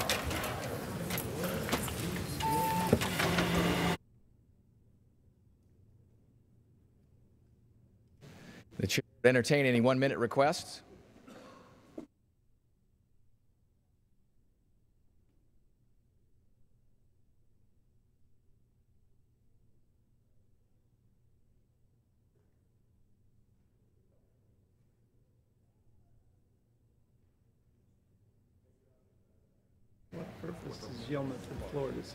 For what purpose does the gentleman from Florida seek recognition? Now that we adjourn. The question is on the motion to adjourn. Those in favor say aye. Those opposed, no. The ayes have it. The motion is adopted. Accordingly, the House stands adjourned until 9 a.m. tomorrow.